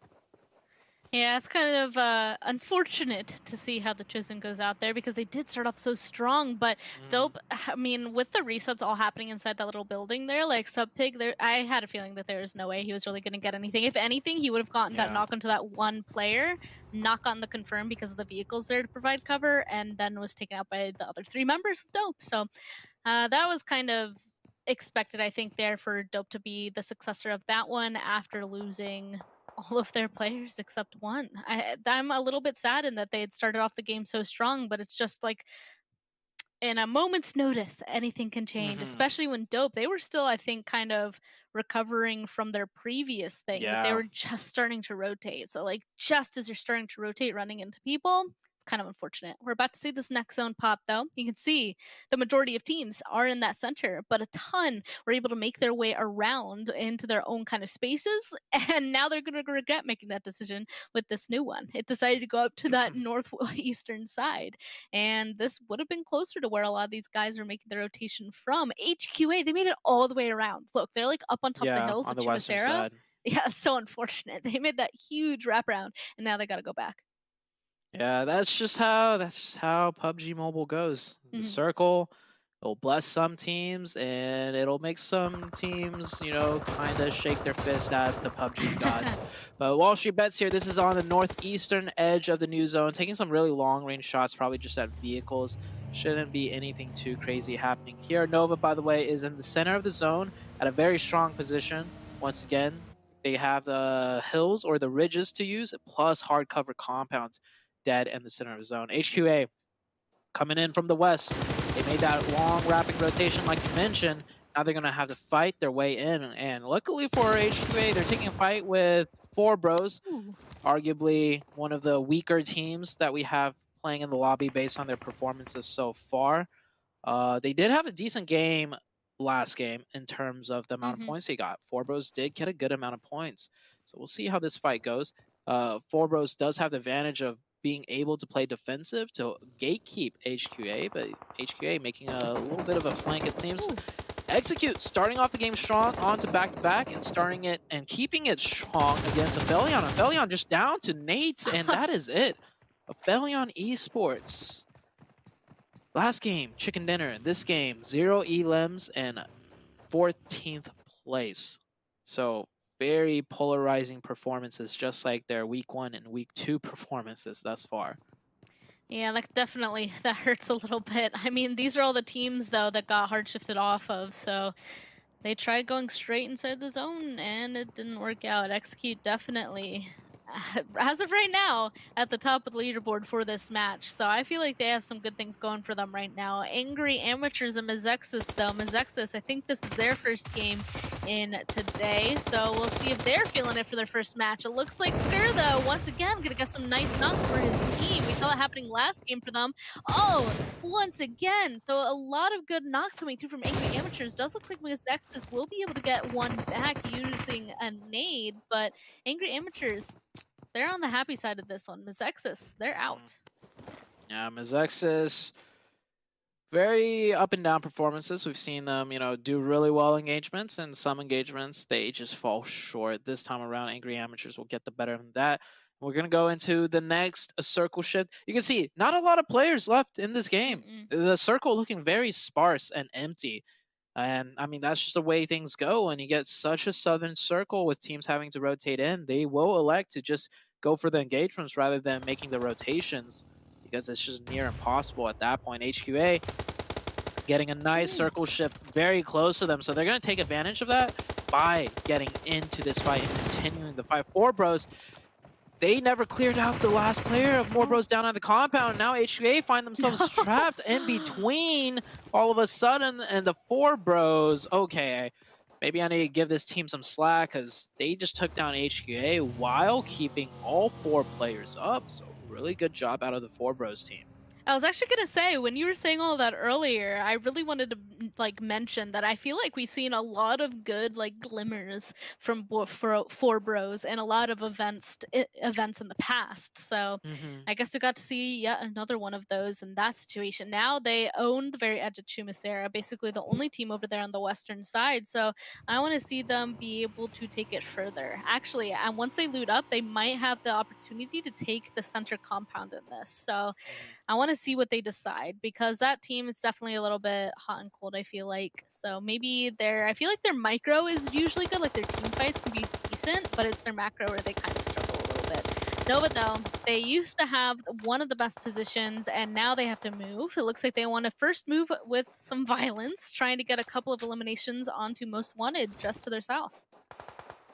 Yeah, Nova right now still in a decent spot, down to 3 players. They lost one early during their rotation, but we saw last game what they could do with 3 players in the early stages to late stages of the game. They play it just like a 4-man team.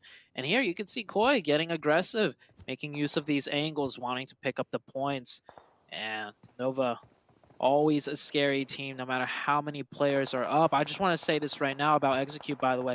Execute right now are setting themselves up in a similar position where they do well in the early to mid game, but in the late game situation where they have a chance, a real good chance to pick up a lot of points and potentially win the match, they will make small mistakes that cost the entire team their lives. So I hope to see Execute play this mid to late game out perfectly.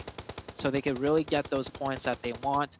And we just saw, you know, Nova doing Nova things, catching a player in the back right there, most wanted, trying to figure out how to navigate this. You see him going back and forth in circles as he's surrounded by Angry Amateurs, Nova, and Ace of Spades up on the high ground.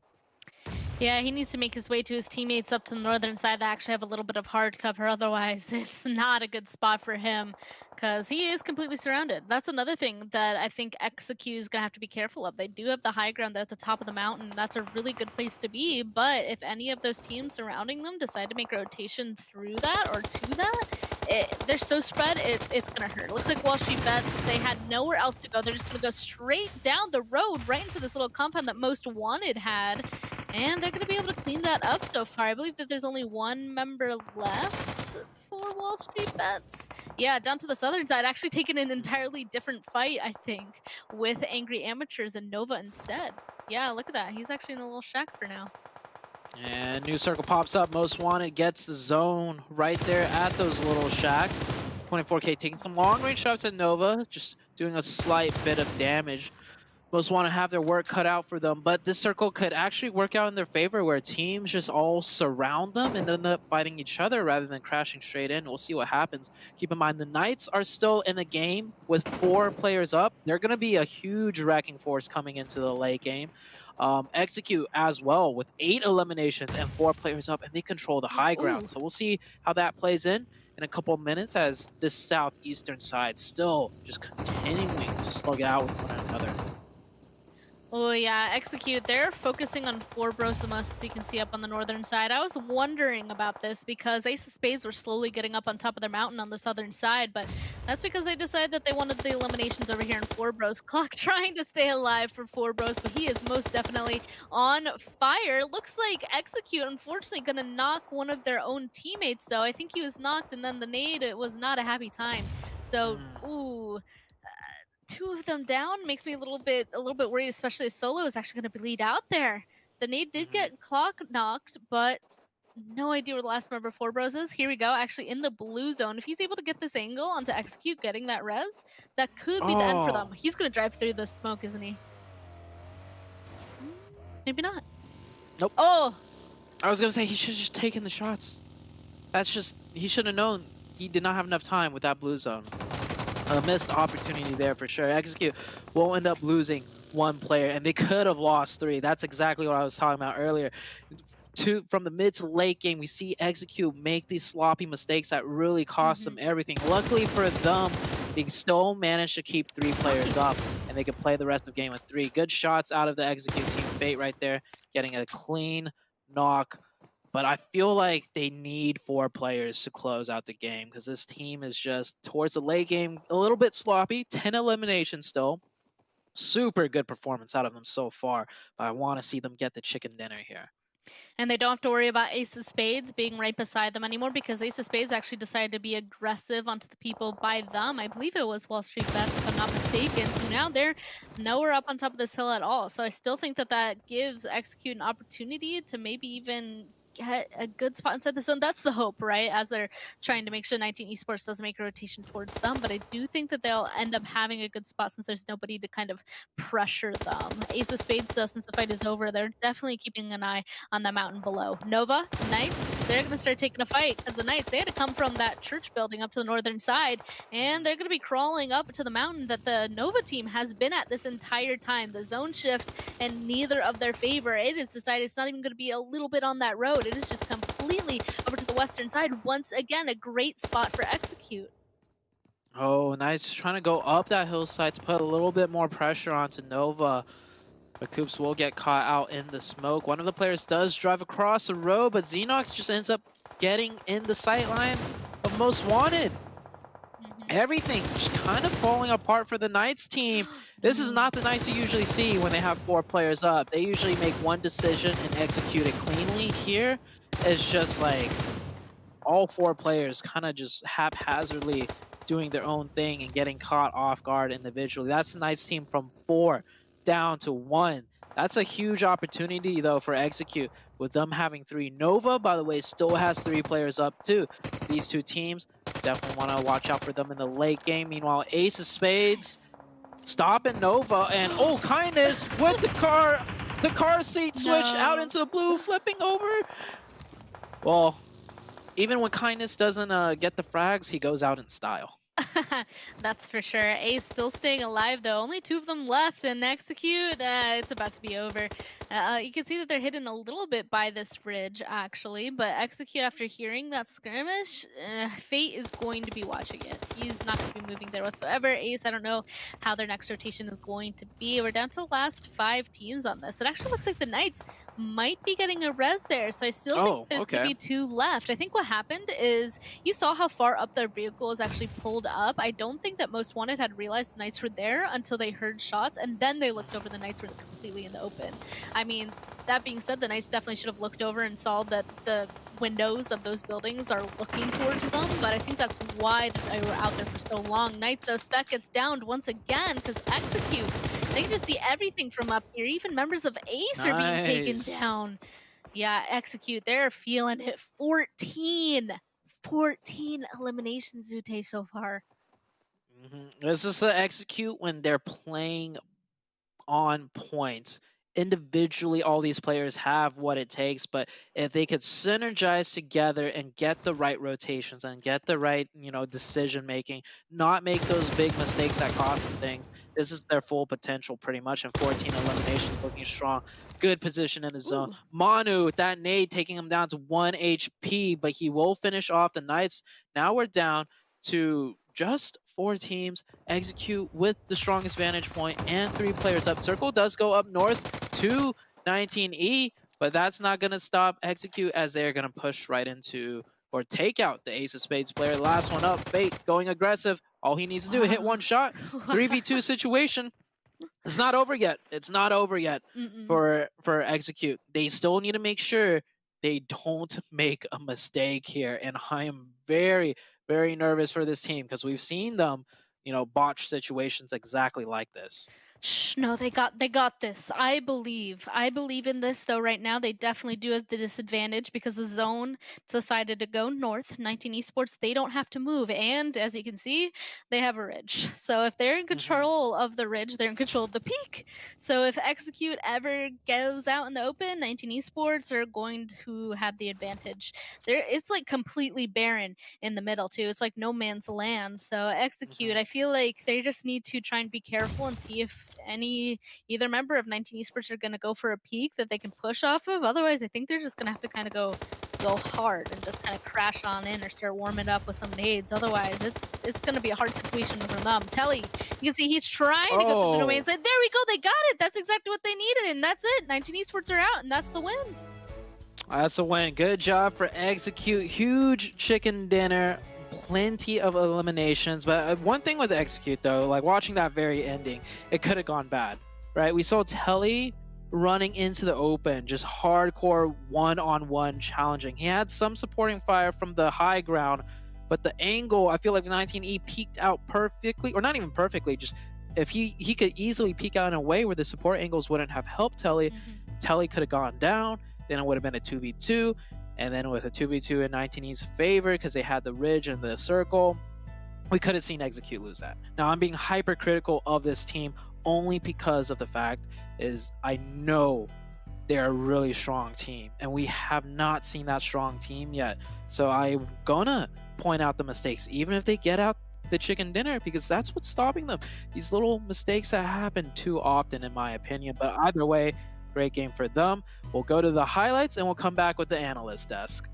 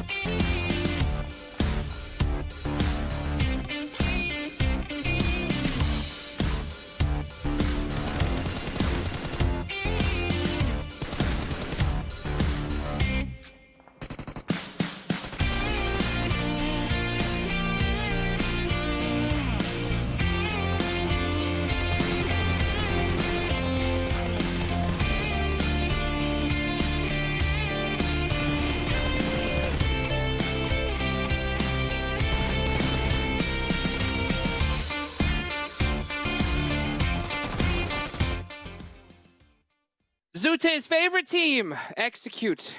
Get the chicken dinner in that last one. We love to see that, don't we, Seven? I know he's really excited. Yeah, I mean, he really loves it when Fate performs so well. Yep. Fate's performance, anytime he does better, Zute is happier. Let's take a look here at the match ranking just to see how well he performed. But you know what? What do you think, Glitter, about that last one? Do you think any other teams, did better than expected?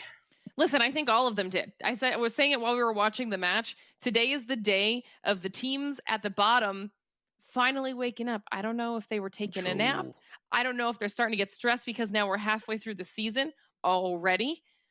But once again, we're seeing the 19Es. We're seeing 4 Bros. Yeah. We're seeing, XQ had phenomenal performance. We're seeing Most Wanted was alive for a while. I mean, all of the people that were down at the bottom that seriously needed some points on top. 2 games in a row now. 2 games in a row we're seeing this happen. So I don't know what's in the monster energy, but it's going well for those squads, Jukes. It sure is. It sure is. And it really needed to. I think day 4 seems to be that day. That day of time to just, triumph down from the depths. You can see right there. Our official energy drink partners, Monster Energy. Thank you. Big shout out to them. And I think that some of these players have had that in their system from the get-go here, especially those teams at the bottom. We're going to keep reiterating it here because of the fact that this is the new format, okay? Every single point matters big time here, 7. Yeah, I mean, Glitter mentioned it too. Most Wanted actually surprised me. They were able to secure like a total of 11 points, if I'm not mistaken. That's pretty good for that team. And what's good too is like, in a way, with their own rivalry between APHELION Esports and Most Wanted, which somehow there's a rivalry there. I mean, APHELION Esports really didn't do that well. They got eliminated super early by the aggressiveness out of Execute. So lots of surprises in the last match, actually. Lot of surprises indeed. But you know what? We got some more surprises for you guys in store. Don't go anywhere. We'll be right back right after this video.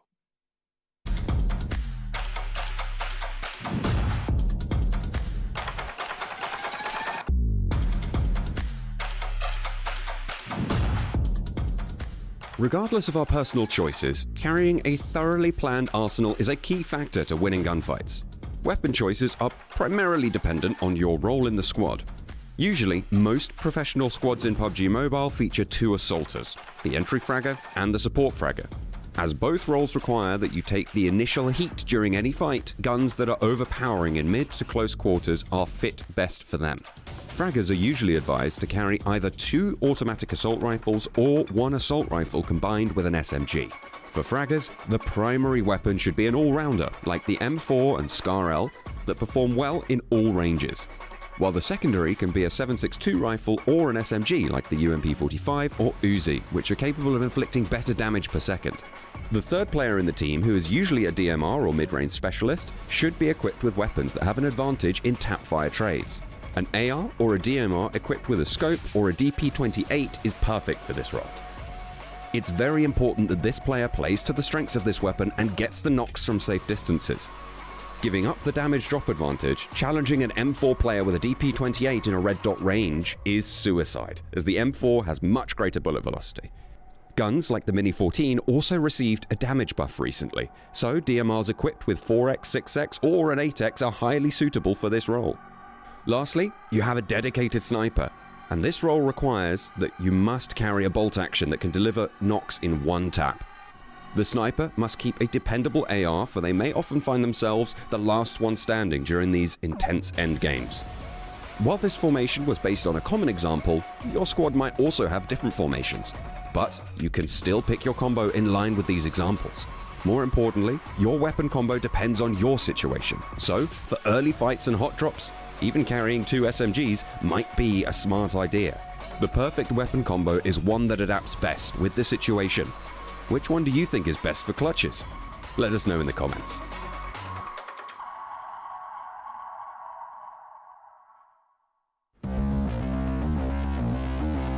A scout is one of the most crucial roles in the team due to the stakes involved. In competitive PUBG Mobile, enemy teams lie waiting for you with traps in most unexpected places.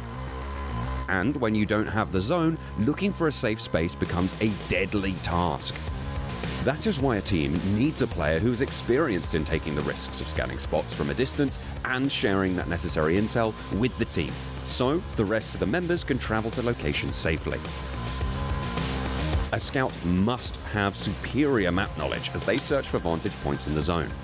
This not only involves knowledge about every particular angle the location provides, but also avoiding driving through such angles where enemies can easily bring you down.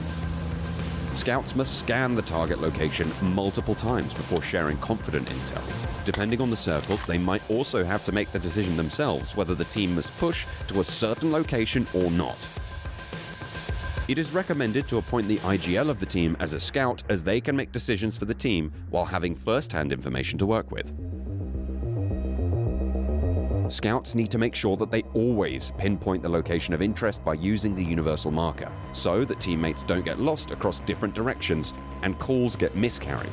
Even after landing on a place, if the scout sees the situation is lost, they need to convey the message instantly so that the team rotates away from the location, even if it means leaving the scout alone in front of the enemies. That is why maintaining a distance of at least 100 meters between the scout and the team is a must. As for vehicle choice, the buggy is best suited for scouting, but you can also consider using the Dacia or the UAZ if you're worried about getting stuck in a rough place when enemies pop off your tires. In short, scouting is all about knowing which line to cross and which not to. Watch the pros take it on in the next intense PUBG Mobile esports match.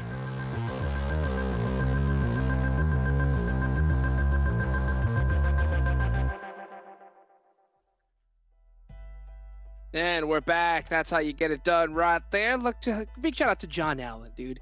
The voice right there, talking to us about how the scout is utilized here in the game. And I think we've been seeing a lot of scouting done early on. And, you know, it sucks to see, you know, some of the squads on top lose those players early on, Seven.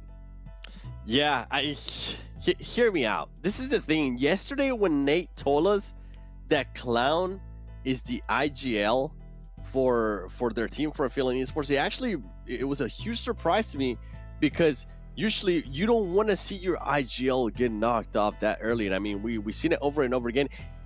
Clown just gets super unlucky, man. He usually is the first player that gets knocked. For the longest time, I actually thought that was the scout player, because he would have the lowest average survival time for that team.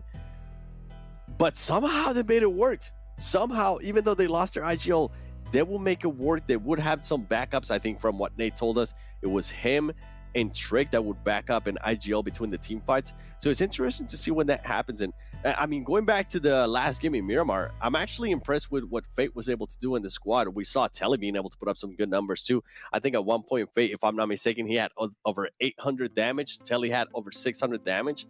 And those are impressive numbers, because I was thinking back of phase one, Faye, I think, only ended up with 14 elims. And if I'm not mistaken, before this last match, he had already 14 eliminations for phase 2. So it's good to see that the players for Execute are starting to just bring it up a notch every single time. Hot Juice.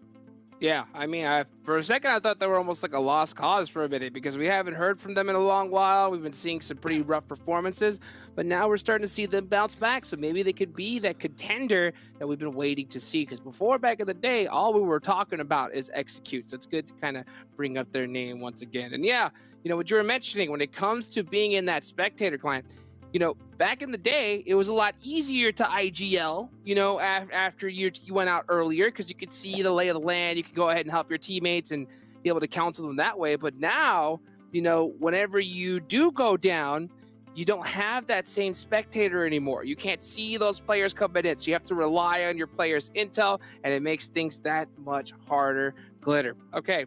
So, as we get into the next match coming up here, oh, wait, before we do that, why don't we go ahead and, of course, remind you guys to go ahead and take a photo, right? Let's get a nice little selfie going. Show us how you're watching the show here, and make sure you use that hashtag PMPLNA, and hopefully we can go ahead and share it here on the broadcast. I want to see them setups, Glitter. Hey, what do you think is the best way to watch PMPL right now, Glitter? Well, I mean, we have the best way, obviously. We have the best seat. Yeah, that's true. Okay, that's true. We've got the best seats in the house, but if you can't have our seats, all you need is some snacks, Yep. some Monster Energy, and a cozy seat. Okay? Nice. I don't care where. I don't care if it's in front of your phone. I don't care if it's in front of your PC. I don't care if it's in front of your TV, as long as you're On the watching toilet. Right.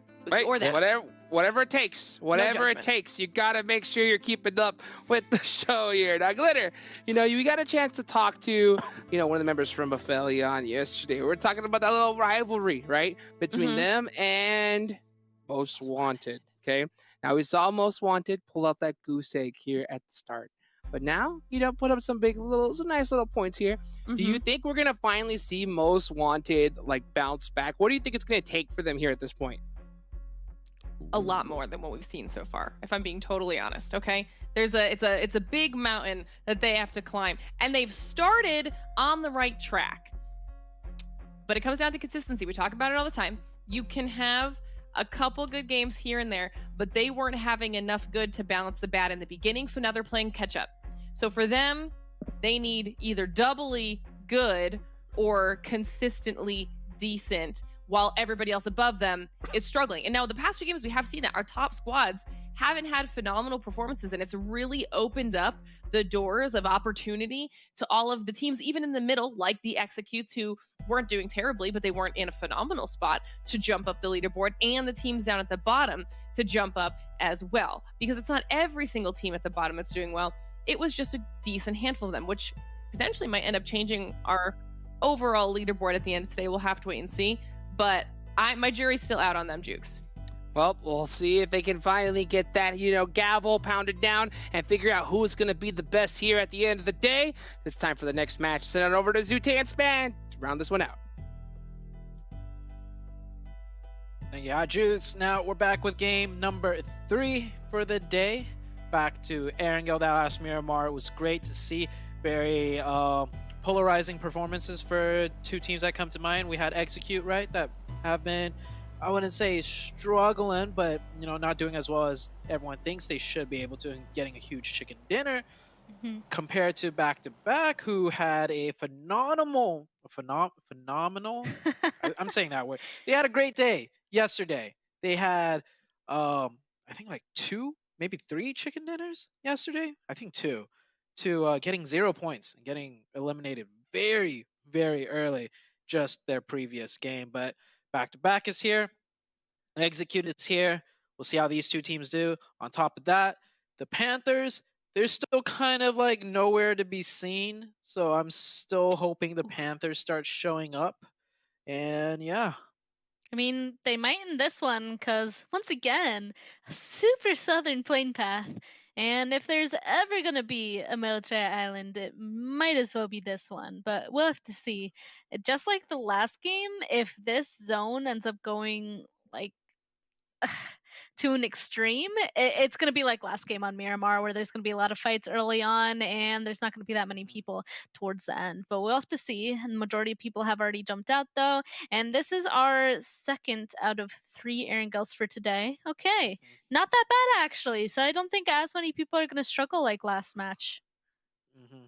Unless it goes to a Pachinki finish. We did have a Pachinki ending this week too. You weren't here for that, but yeah, the circle ended in Pachinki. So we've seen everything except for military base. We've had a crate ending, Pachinki circle ending, quarry ending, twice north of shooting range ending. So all sorts of things except for military circles. I feel like the circle gods changed something with the algorithm to not go military base as much anymore, and I kind of miss that. Really do like those military base finishes. But we'll see how this game goes. Everyone looking at the minimap, even though the plane path was so southern, everyone's pretty much split up in their own spots. No one's really gonna get into any engagements whatsoever. Everyone's just making their way to their loot locations. Yeah, everybody's chilling for right now. It's just going to go through a very calm looting phase. And honestly, I feel like that calmness is going to continue into this first rotation, since it, it did, of course, go over to the west, but it's not like a west circle. It's not way over there. So it's almost center, basically. So that means the majority of teams will be able to make it in no problem. There's so much space for everybody to go by. So I don't think that we're going to see huge action until maybe once the second circle pops and people are starting to make their move. Yeah, game 1, game 2, pretty fast paced. First game, you know, we had the 50-50 military base, main island potential. Second game, we had the really far southern circle causing a lot of teams to fight early. This is probably a very, very standard game where, like we were talking about, probably no engagements in circle 1, maybe even circle 2, depending on the shift, which will give us a little bit of time to talk about a few of these teams, I feel like. So one of the teams, Span, I want to hear your opinion on Okay. what's going on with them. And they're on the screen right now, actually. APHELION Oh. Esports, right? Week 1, insane. Week 2, what's happening? Well, yesterday, it was horrible for them, I'll say. They were basically at the bottom. Now they're in 11th for this week, which is much better, I'll say. So they've definitely picked it up starting yesterday. I feel like I can't entirely tell the difference, except last week they were at the top because of their placement points. And now this week, their placement points are bad. I don't have any other way to say it. Like this week, Nova in first place has 101 placement points. Their placement points are 46. So that just shows the difference. Like Nova has been staying alive and getting eliminations. Actually, as of last game, they have 101 placement points and 101 eliminations, I have to point out. But anyway, like APHELION, like with only 46 placement points, where that was clearly their strength, like something's not clicking this week for them. I don't know if it is like the other teams are like noticing how APHELION rotates or their usual spots and now are somehow stopping them, maybe even unconsciously, but APHELION is just not staying alive, and that's what their strength was last week. I mean, when a team's so placement point heavy, you kind of have to call into question like the circle shifts, right? Maybe they just had more favorable circle shifts than an average team would get on week number 1, which really helped them out there. And then I also feel like another reason for me is their star player Trick. Just week 1, he, like, APHELION as a team did really amazing, but that was mirrored with Trick. Just, you know, his stats were far and above beyond his other teammates, which is fine, you know, like that's great. You know, Trick doing a lot of the work and making it work. This week, however, Trick, you know, he's not in the top 3 players for eliminations this week. If anything, APHELION as a whole, you know, is also struggling because of that. Because, you know, Trick is just, I'm not going to say not playing on point, because he's playing well. He's just not the Trick we saw in week number 1. So I feel like that's also factoring into APHELION's, you know, struggles for week or phase number 2. There's another point that I wanted to add to that. Oh, I guess not a point on why they're potentially doing bad, but while they're not doing as well as they did on week 1, like for sure, like almost night and day, they're still in 3rd overall. So definitely that week 1 performance gave them the padding to not do as well this week. But after this week, like they can't do the same performance this week in the last week is what I'm trying to say. So like that first week gave them the ability to not do as well this week, but next time they're gonna have to at least step it up a bit more than they currently are in this week. So right now I'm not like, I guess, upset at them entirely with their performance, since they still are 3rd overall, right? But next week, if they're not doing well, that's when I'm gonna start getting upset. I love that you mentioned they're 3rd overall right now, because that's the beauty of this new format, right? The overall points and the week-to-week points. So for viewers that might be tuning in now, or quick refresher, there's 4 different opportunities for bonus points. Week 1, bonus points depending on your standings. Week 2, points reset. So week 2, bonus points. Week 3, bonus points. And then you add together your total, you know, points from week 1, week 2, and week 3. And that's your 4th opportunity for bonus points. The overall 3-week league performance points are all added together for every team, and that's your 4th set of bonus points. So even though APHELION this week really struggling, they're still 3rd overall because you know, we want to acknowledge the fact that they had an insane week 1, and that's going to help them out in the long run still. But they can't do a bad performance this week and next week, because by the end of those 3 weeks, they're not going to be 3rd overall with those league points if they struggle 2 weeks in a row. Exactly. That's why, like I said, right now it's okay, but next week, gotta step it up. Star Gaming, though, they have been absolutely knocking it out of the park, and I'm a little bit surprised, I feel like, I have to say, because at least last week, I felt like I didn't notice somehow how Yeah, well that right they there were with you. doing. Yeah, and now they're right below APHELION, actually. Like, they're doing so well this week. It's kind of crazy. So I I I need to watch them more, I guess, closely. I need to know why. I mean, they've just been doing so well and staying alive, honestly, and then getting those eliminations because of it. This next zone is going to pop though, so shortly we'll see who's happy. It's not unfortunately going to be Star Gaming on this because it will kind of hard shift up to that northwestern side. This is interesting. Once again, the mountain kind of being the center of this. It keeps kind of going to these interesting locations. I'll have to say overall, this event, Sute. The HITLIST in a great position. This is a team that, you know, starting to pick up the pace, and then I feel like they let off the gas just slightly. But, you know, we called out a player, Jat G, last week. Really great player. I threw in the question, you know, what if Jat G was on a better team? Because I've seen this player for over the years perform well, regardless of how well the team performance is. And then we saw them pick it up this week, right? Now I feel like I want to see that continue. But maybe it'll happen this game with their position. They have 2 on Mount Everest, 2 on the compounds just east of Everest. It's a ambitious split. I wouldn't say greedy, but let's see how they play this one out. As execute right here, the winners of your last match, rotating in on the southwestern side. Korean barbecue lovers, really great games this week. Today, haven't seen too much of that yet. I mean, that was a really clean escape from Joey there, so that's a good thing for KBL. Sam, however, he is getting absolutely tagged up by 24K. It's a little rough, Sam. I think he has his vehicle there, but otherwise that's all the cover that he has. And oh no, this is the risk. You're right. Like, it's an ambitious split because of this. Like, if a team identifies that you're doing a huge split here in the mountain, which is the usual, this crash is just so easy. So back to back, noticed it, make the push happen. Already got 1 down so far, but back to back also has J-Way knocked. It looks like Flash is the only one still alive here for the hit list. The other 2, though, they're coming. You can kind of see them on that minimap. No, they're leaving now again. I think they gave up already. Yeah, but TC, third partying right here, getting involved in the fight. Yeah, the hit list, that was definitely a very ambitious split. Did not work out. I don't mind the 2-2 if 2 of the players are on the eastern side of the mountain, but they try to control the entire mountain with 2 up there.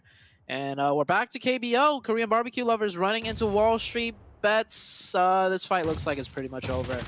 Wall Street Bets with the positional advantage, and now it's a 4v1. Sam or Quan, last one up. Gonna try and survive as long as possible, and Quan goes down. KBO eliminated. 0 elims in a blink of an eye. Wall Street Bets, a team to be reckoned with. I feel like we have so many teams this split where it's like, even though they're not in the top 5, they're still a team that if you take a fight with, you really got to be careful because they have the firepower. So I think, and that's one thing that's NA is kind of known for, in my opinion.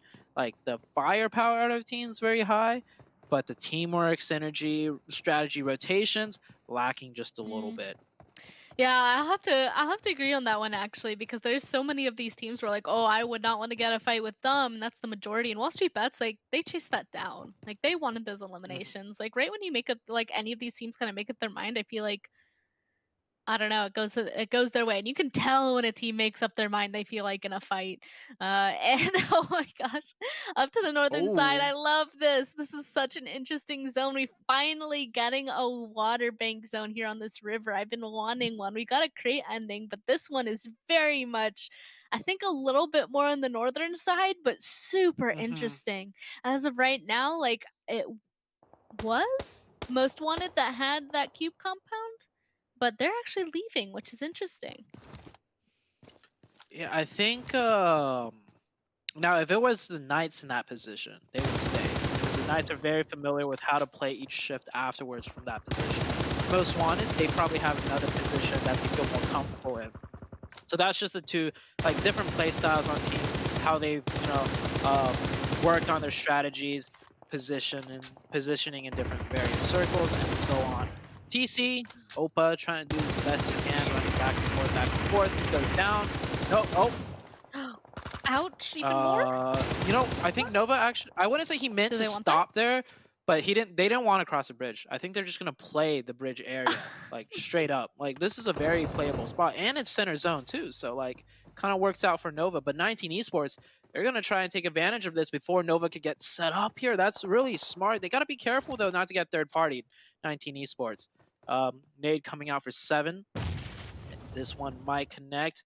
I think that one's going to go too far deep into the water. Yeah, so now that Nova's not immediately knocked down here, we might see 19 back off. He wanted to take control of this, but it's not working out. Ooh.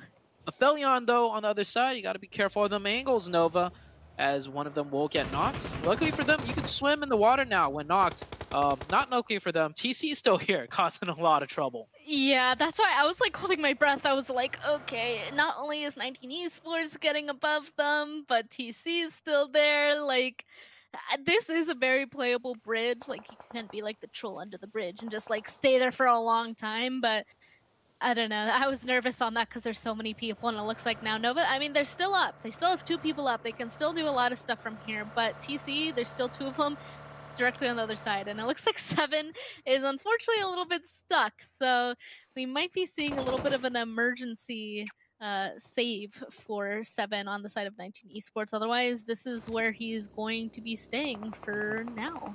A lot more teams. Oh yeah, I was just gonna say, you know, that's not a bad spot at all for their split. I think he should just stay there. I mean, if you take a look at the map right now, that's a great split. Of course, after this circle shifts, they will need to alter that up. But for now, he is set up to control the bridge for the team if the team needs the bridge for whatever reason. And that ridge line on the bridge, very strong position. That's why we saw TC full sended there. That's why we saw Nova as well full sended there. And the circle goes north. They could use that bridge. It's in zone. But I don't know what a lot of these other teams are going to do. The hit list, love that rotation on the western side of the bridge right there. That's a straight shot through.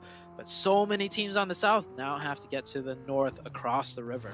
Yeah, I don't know. I'd be terrified to try and take over that bridge if I was 19 Esports, because there is going to be a bunch of teams that do take that far west bridge that's super long, but I feel like there's also going to be a lot of teams that are going to try to force it across that bridge. We'll see.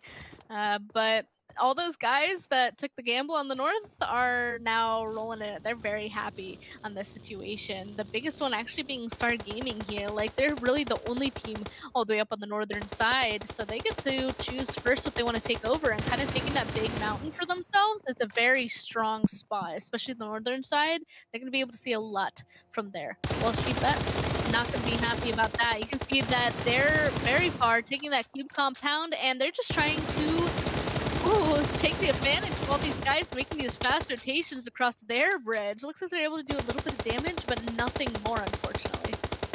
Yeah, WALLSTREETBETS, we were just talking about, some teams have really high firepower. WALLSTREETBETS, one of them, in a straight up close range 4v4. But their strategy is lacking. They should be holding this cube compound differently, where they could be easily capitalizing on these rotations. But instead, they're all playing from the cube, and you see 8 players now have just drove by them for free. Like they're at the Wizard Tower now. It's too late. Yeah, now. Yeah, I don't know. I mean, okay, still they have the advantage in the sense that they could now push in behind them, but now they're pushing into 4-man teams. They could have softened them up so much more. But we'll see what WALLSTREETBETS does. It's not over for them yet. They let a lot of teams across, but now they could just push into them and take them out still if played correctly. A lot of the teams, meanwhile, have somehow made it across the northern side, albeit haphazardly, and a lot of teams are fragmented now, and you see now WALLSTREETBETS taking advantage of that push. I still would have liked them to camp the bridge a little bit better. It still works out in the long run. Back coming in from behind them. Chico getting Molotov right there on fire. We'll pop that first aid, and that could be a lot of trouble for WALLSTREETBETS if they don't take care of that player. Yeah, instantly smokes go down, trying to heal on up. The push goes through once again. Faker had just healed, but unfortunately he goes down super low again. Luckily, stays alive though. He's able to find himself a little bit of cover there. They're able to take down another member of the Panthers. I believe that means that there's only Frady left, more towards the top of the hill with another member of HQA, at least 2, I think. So it's going to be a little bit harder to survive from now on. And taking a look at that minimap, you're right. You said fragmented teams. Like, that is the definition of what's happening right here. We've seen that as a trend in these last couple games already. Four Bros is now at 14 teams. They're still alive. And a lot of them, like, most of them have only 2 players left.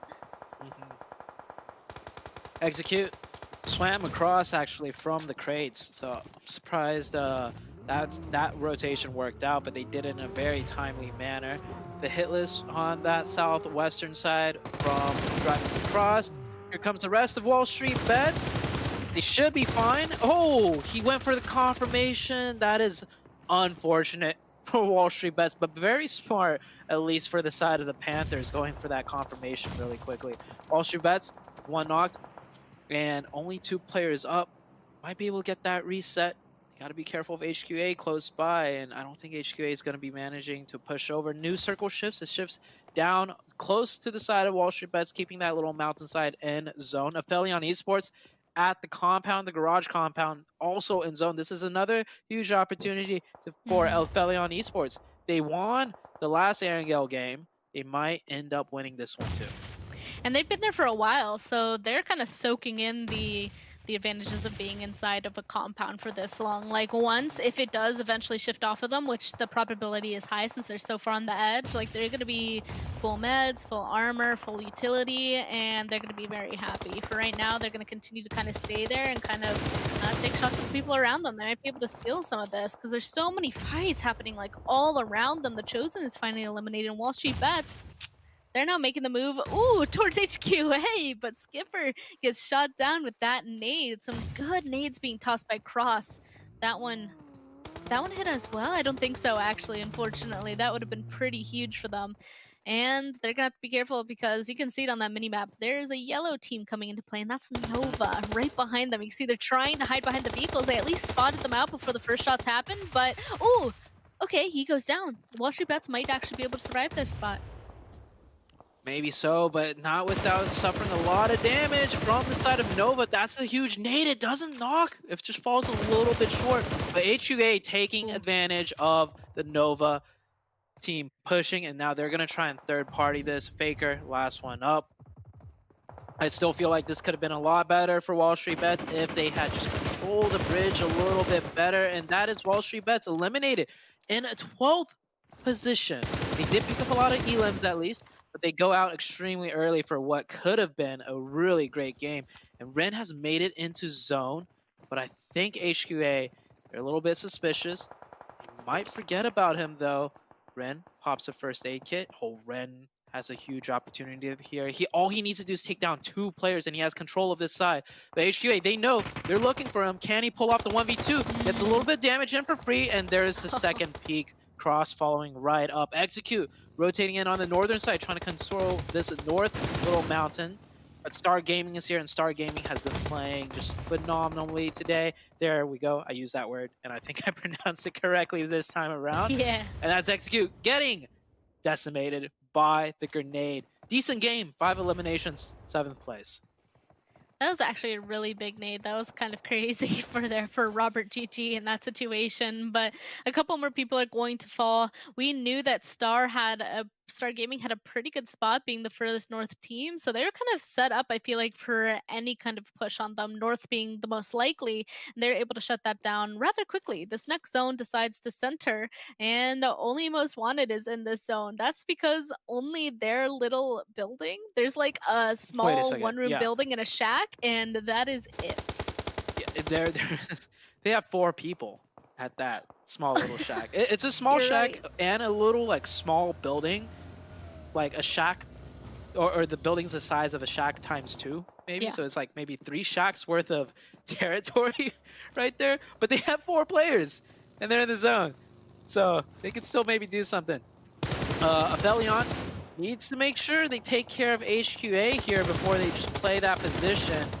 Luckily for APHELION, there's only 2 members of HQA, so they could manage to maybe just put themselves in a bad position and still take out the team of HQA. You see the nades coming in, pressuring them back down. The Flash could third party this from distance. He's also in zone, and now I think he's starting to shoot a little bit. There we go. Some shots coming in on the backside of APHELION. They just gotta survive a little bit longer, and HQA will probably end up leaving them alone because that blue zone's pushing HQA into the zone as well.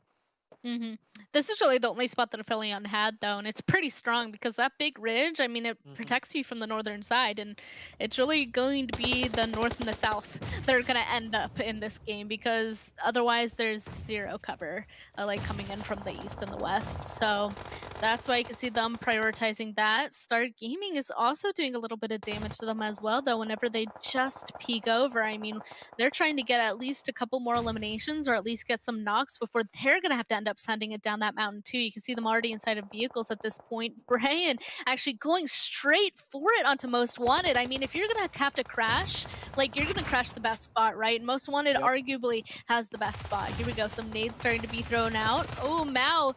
Oh, spots one out, gets the knock, but the trade comes through. It's not looking good for Start Gaming. Most Wanted had the advantage holding this in the defensive position, and it looks like they're gonna succeed in that. Start Gaming officially out. Most Wanted, though, is shaken up a little bit, but it doesn't look like APHELION is deciding to do anything about it. They like their spot for right now. Yeah, APHELION shouldn't leave this spot, and especially with that new circle. APHELION is chilling.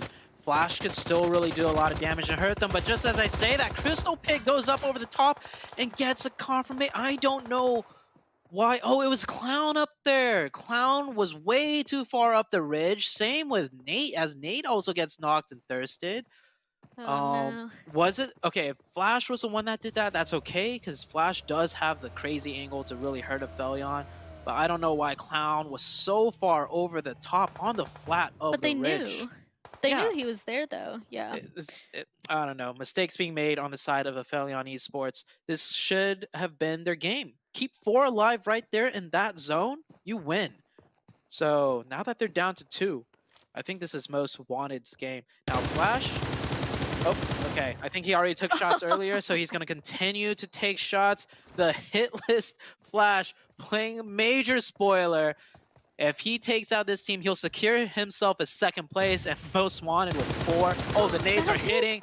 One more nade has popped over, but he goes down. And that 2nd nade, oh, it didn't take down APHELION, but Alucard over the top, or even any other member of Most Wanted will pop out. Yep, there we go. Trick. 1v4 situation, and that is Most Wanted winning the game from the little shack compound. I want to rewind that game and see how long they were there for. Yeah, I don't know. And then getting the chicken, because hey, a win is a win. Most Wanted, yeah, they really need the points, but I feel like even with that chicken, they're kind of still in the same situation where they still desperately would need a lot of points to bump themselves up in the leaderboard. They still do for sure, but I mean, they ended up playing that spot perfectly. Like, nobody wants that spot, or like, really, because once you're there, like, you just have to keep your head down. Like, it's a horrible space to like shoot out of, but it's a good like space to kind of hide. So they played that well. They played it defensively when Start Gaming crashed on them as well, and then they got that win. I do think APHELION, if they played a little bit differently, I think it really would have been more of an APHELION versus Most Wanted fight. But we're gonna go take a look at some highlights and then be back with the desk afterwards.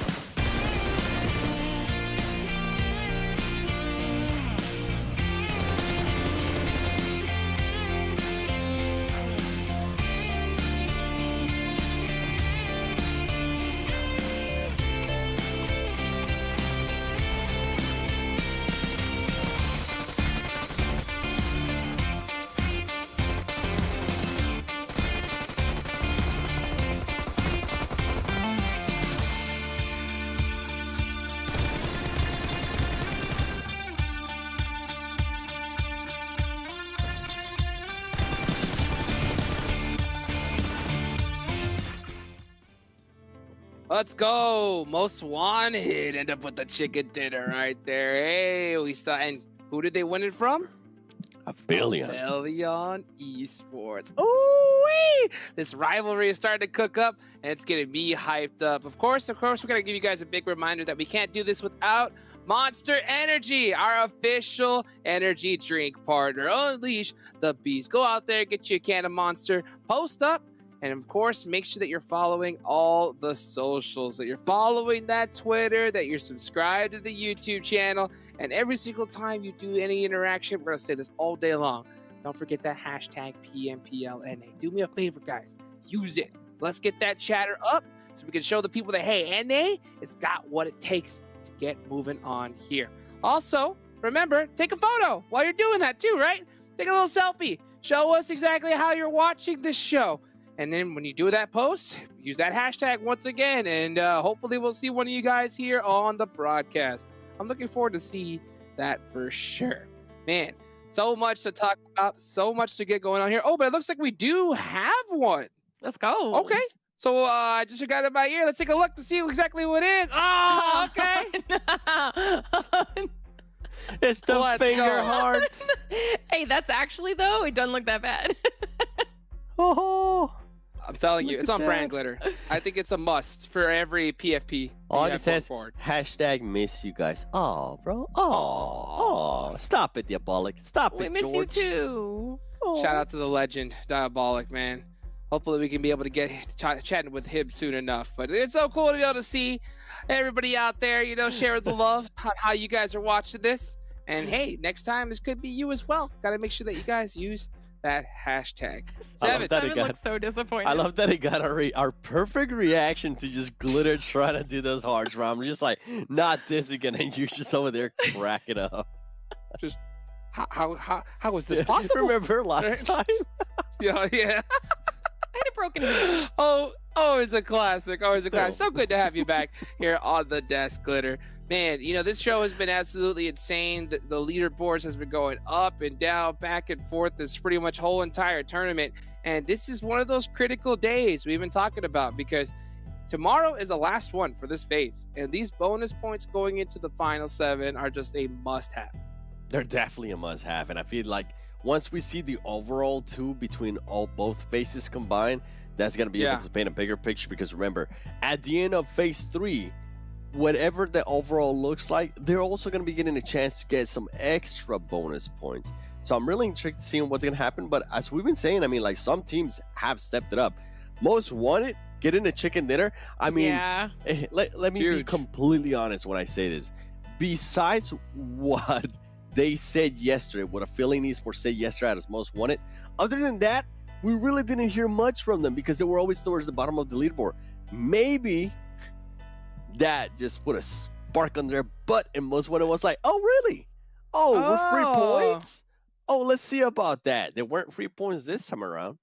They sure weren't. They sure weren't. And they took it out from under from APHELION Esports. And that was kind of a hard place to be. I mean, they were stuck in that shack for quite a while, but they made it work to their advantage when I don't think they would have done it before. So that's what I like to see, you know, that fight in the dog and just them start really getting at it. And hey, we saw it there in the last match. Hopefully we can see it here coming up, but it looks like we do have a great interview with one of the Nova players. So why don't we go ahead and go straight to that?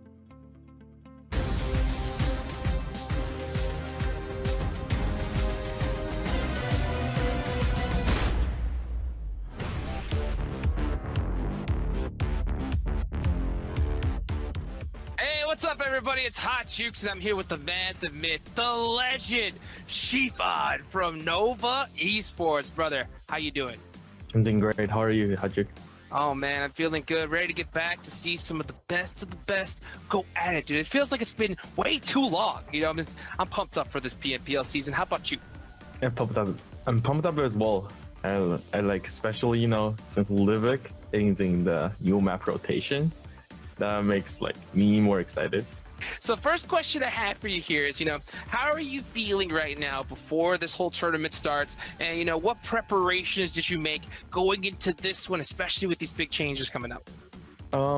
For my team, we basically didn't take any break between like during the off season, even though there are like a bigger tournaments going on. We do watch those tournaments, but we do play and practice daily, just trying to get a better shape of ourselves and to be prepared for the PMPL Fall split. And especially with the new format, I feel like it's really exciting.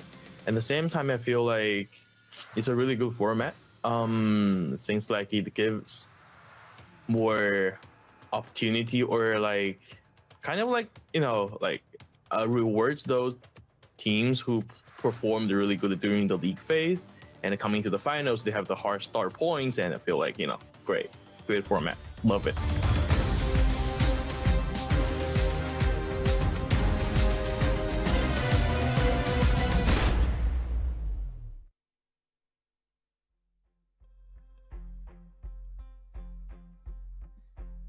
Let's go, man. It's so good to be able to talk with the legend, Shifan. I hope he's doing that viewer party out there and watching, man.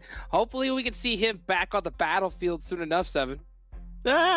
Listen, I'll be the first one to say, I was always wondering what it would be like if we just had the Nova roster without Shifan for a little bit. Right now, they're looking good. But I am still intrigued to see if Shifan does come back, how that squad will perform, Glitter.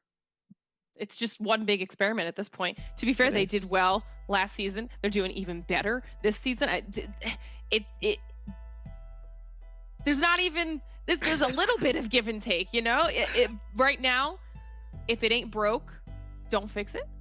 So I think that they just kind of got to rock with the squad that they have, but they have done better and better every season. They have been consistently improving. They're a squad that we've watched for, I can't even count how many seasons now. And we always looked at them with the idea of you can just like see the potential there. And we didn't know what the final piece of the puzzle needed to be in order to put them on that next level. But I think these last 2 seasons specifically, they have just been elevating themselves to the point where we had wanted them to be the entire time, and now they're kind of unstoppable.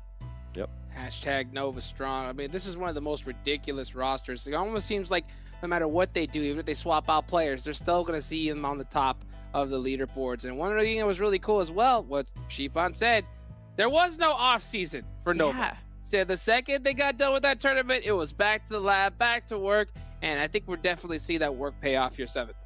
Yeah, I think something that I wanted to mention too with this roster is just the depth of the roster. Like for them, if they do need a backup, they can just fall back on Shifan. That's something great to have.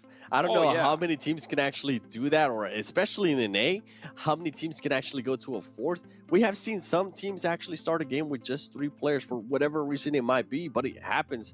But I don't think it would happen here with Nova Esports.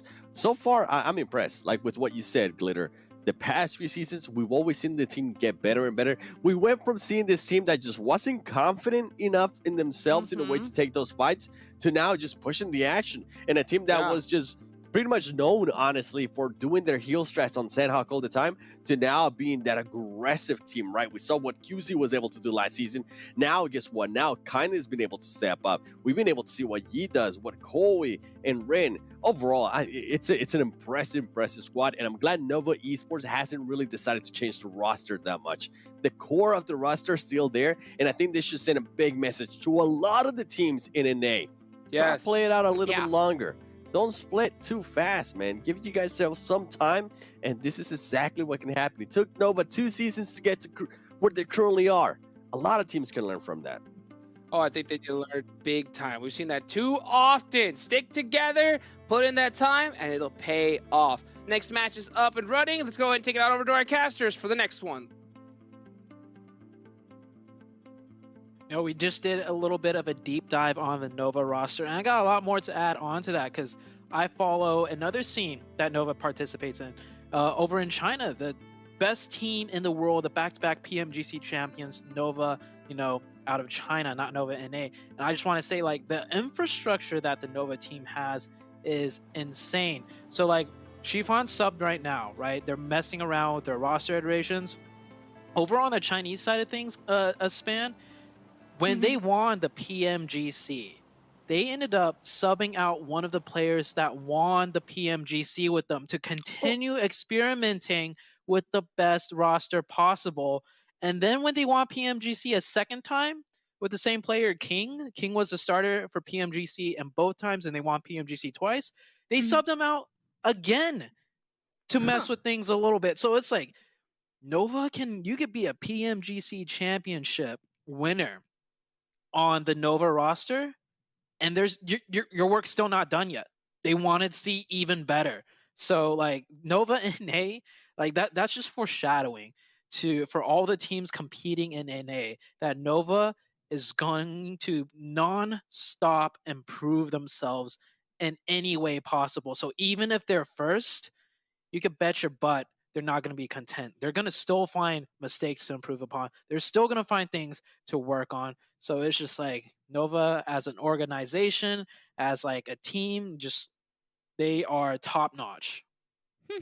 Yeah, no, that's actually really interesting because even if you do well one time, you got to keep everybody on their toes. And it looks like we're continuing the trend of the plane path not liking the first circle, or the opposite, circle not liking the plane path, because plane path all the way to the west, circle all the way to the east. We're going to see a lot of big rotations once again, but this is still Erangel. This is actually our last Erangel of today, second last match. So a couple people are going to be happy. Honestly, I'm a little interested. I think a lot of those teams that dropped more to the east might just grab vehicles and keep going. I think that's exactly what some of them are already doing. Yaz, very open, but of course the Knights are going that way. APHELION Esports, we sometimes see them loot Lipovka. We've actually seen a game where they just pick everyone up and drive all the way east right off the bat. And it looks like that's what they're doing here. APHELION on the far west side on Gatka, I see 2 vehicles. They just picked up their 2 teammates. And instead of looting a Gatka split, they might just drive all the way to Lipovka and loot on the eastern side. Now, last time we saw something like this happen, it was only the APHELION Esports team that kind of did this type of rotation. We do see Korean barbecue lovers also going towards the east, but that's just their default looting spot, right? Like sort of a bunker split right there next to what we call the Walmart compound, which is this giant square compound kind of in the middle of nowhere. We do see THIRDEYE up here in the shooting range, starting their looting phase. So a lot of teams will probably just end up taking their time to loot before rotating into this new circle. Some shots ringing out, a little bit of Mad Max action, but they're just gonna continue on the merry way. I mean, with the way that THIRDEYE was driving there, I think they were hoping the Severny was still a little bit open, but it is, in fact, not. So they have to keep going if they're hoping to loot something bigger. And I feel like that's definitely what happened because the other 2 members of THIRDEYE don't have a vehicle. So them driving that far is a little bit scary, but this early on, it's going to be fine. Unless for whatever reason, Ace decides to start hunting them. I feel like that's not usual, though. They're going to finish up in Severny in the next, couple minutes and then probably make a big northern rotation is my guess on this. But I mean, you never know, I guess. I don't think Ace of Spades is like that, though. I don't think they're that aggressive, but then obviously they're good players when it comes down to a fight, but I don't think they'll actively go searching. And you were right, the Knights and their vehicles going straight to Yasnaya. That means that this circle is slowly being filled in already. Slowly, ever so surely. APHELION Esports still rotating. They haven't even started their looting phase yet. And they are indeed going towards the Lipovka region. Right now, they're currently in that bunker area, just rotating by the team of Korean barbecue lovers. Everyone else looting before they rotate in. This might be a little bit of a slower start. We won't see most teams rotate by until the second circle pops up, and that's actually typically how it goes on Erangel, simply because so many different power positions all throughout the map, right? And that's also due to the team's familiarity and understanding of how each position works. I think there's a lot of power positions in multiple maps, but some teams, don't know how to play those positions as well as the positions on Erangel just because we play this map so many times. And back-to-back already finishing their looting phase in Milta and rotating up more central of the zone, which could be interesting because KBL does a split around the middle of this new circle. So we might see a little bit of altercations come through. And just as I say that, yeah, Nice. back-to-back, chasing down the side of KBL. Acer and Quan are here. They fire some shots back, slowing back-to-back just a little bit. Now back-to-back have a very small timing to go aggressive, but the rest of KBL already converging on this position, and that's not good for back-to-back because they can easily get flanked right now by, I believe, Sam. Yeah, Sam's coming in from the backside, finishing his split loot. I mean, did you see Acer? He just, in his vehicle, just launched himself into prison. Like, he was being chased by back-to-back. For a while, back-to-back were kind of spread out, driving around. Like, I couldn't tell if it was straight towards KBL or towards APHELION. And then they clearly had a target that they were chasing down. Luckily, he was able to get away. But now all of KBL, you're right, they're trying to kind of fortify around this prison spot. But looks like back-to-back, they're sitting down or right above them on those rocks. That means who's ever inside of prison, like these two members of Korean KBL, it's going to be really hard for them to leave. So they're here now, and I think they're going to be here for a while. I like to see back-to-back. Okay, well, they are rotating. I was going to say, I like to see them do a bigger split to fortify this position better, or go to a different position altogether. And it looks like they are going to isolate out Joey. Oh, Joey making it out just in time here, but that does leave the entire KBL team on the low ground, and now back-to-back have full control. Now, I like what back-to-back did. However, they committed all 4 players to take over Joey's position. Imagine if they left 2 back where they were, and the second they start running and going down into the open, the other 2 fire from a different angle. I feel like that would have worked out way better for back-to-back. So we'll see how this continues, but KBL for now just really pinned in. Back-to-back can do whatever they want because there's no teams around these two just yet. And their new spot now, I will say, is arguably a tiny bit safer than the spot on the southern side of prison, but I agree. Like, they had the opportunity to be split there, at least up by that Pride Rock, and down here, it looks like they're actually sending 2 back now that they've realized that. I wonder if they sent all 4, like, really to try and take that spot, or if they really were thinking about making a bigger rotation. No, that doesn't make sense. Where would they rotate to? Yeah, I think just all of them just decided to go for it. I guess better be safe than sorry was their mentality on that one. Maybe they thought there was 2 players here, right? Because they counted 2 inside prison. And if there's 2 players where Joey was, yeah, it is safer to take 3 or maybe even 4. So you can never be too safe. And other teams rotating in now, most wanted, the winners of last match, albeit a little bit more on the lucky side, you know, that little shack just getting the circle every time. They did play it right, though. That shack can easily be a place where you lose players, right? But they kept all 4 to the end game. And now back-to-back fighting with KBL. Sam just knocked 1 player with back-to-back, and that might mean KBL might go aggressive. But if they fight now, it's a little bit later in the game, and there's way more teams coming very close by now. But ooh, the aggression out of KBL. I like seeing this, and back-to-back, this could be the end for them.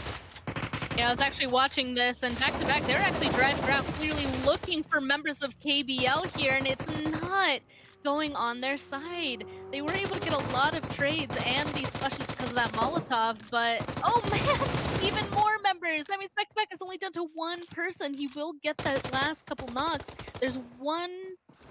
Yeah, I was gonna say there's 1 person left, and Quan makes it over that ridge just in time. Back-to-back is eliminated. I was watching them drive around on the map that we have, like not sticking to the side of prison like we were thinking. They were driving all around on the northern side, clearly hoping to find out some members of KBL, and they sure did, but not in the way that they wanted. They're gone. I think they're trying to. I don't know. I don't even know what to say. I'm speechless too. Yeah, it's just kind of like they weren't sure what they wanted to do, almost, to put it simply. KBL also playing very aggressive there. End up losing 2 of their players. It could have been a bit more clean. We saw 1 player of KBL open the doorway and trying to fight inside, and then another player threw the Molotov in. I feel like that could have been better synergized, where they didn't even need to lose a player to begin with right there. But either way, you know, you took down 4 players, 4 elimination points. Not too terrible, you know, losing 2 is not the best of trades, however. And the next circle, we are shifting, well, it didn't really shift anywhere. It just cut out all of the water that was in the previous circle. So we're pretty much having the same exact zone. More teams are here now that we're 10 minutes in, and all of them has finished their looting phase. Yeah, everybody's just driving around at this point. I feel like there's a lot of people in vehicles like hoping to find even better spots than they had previously.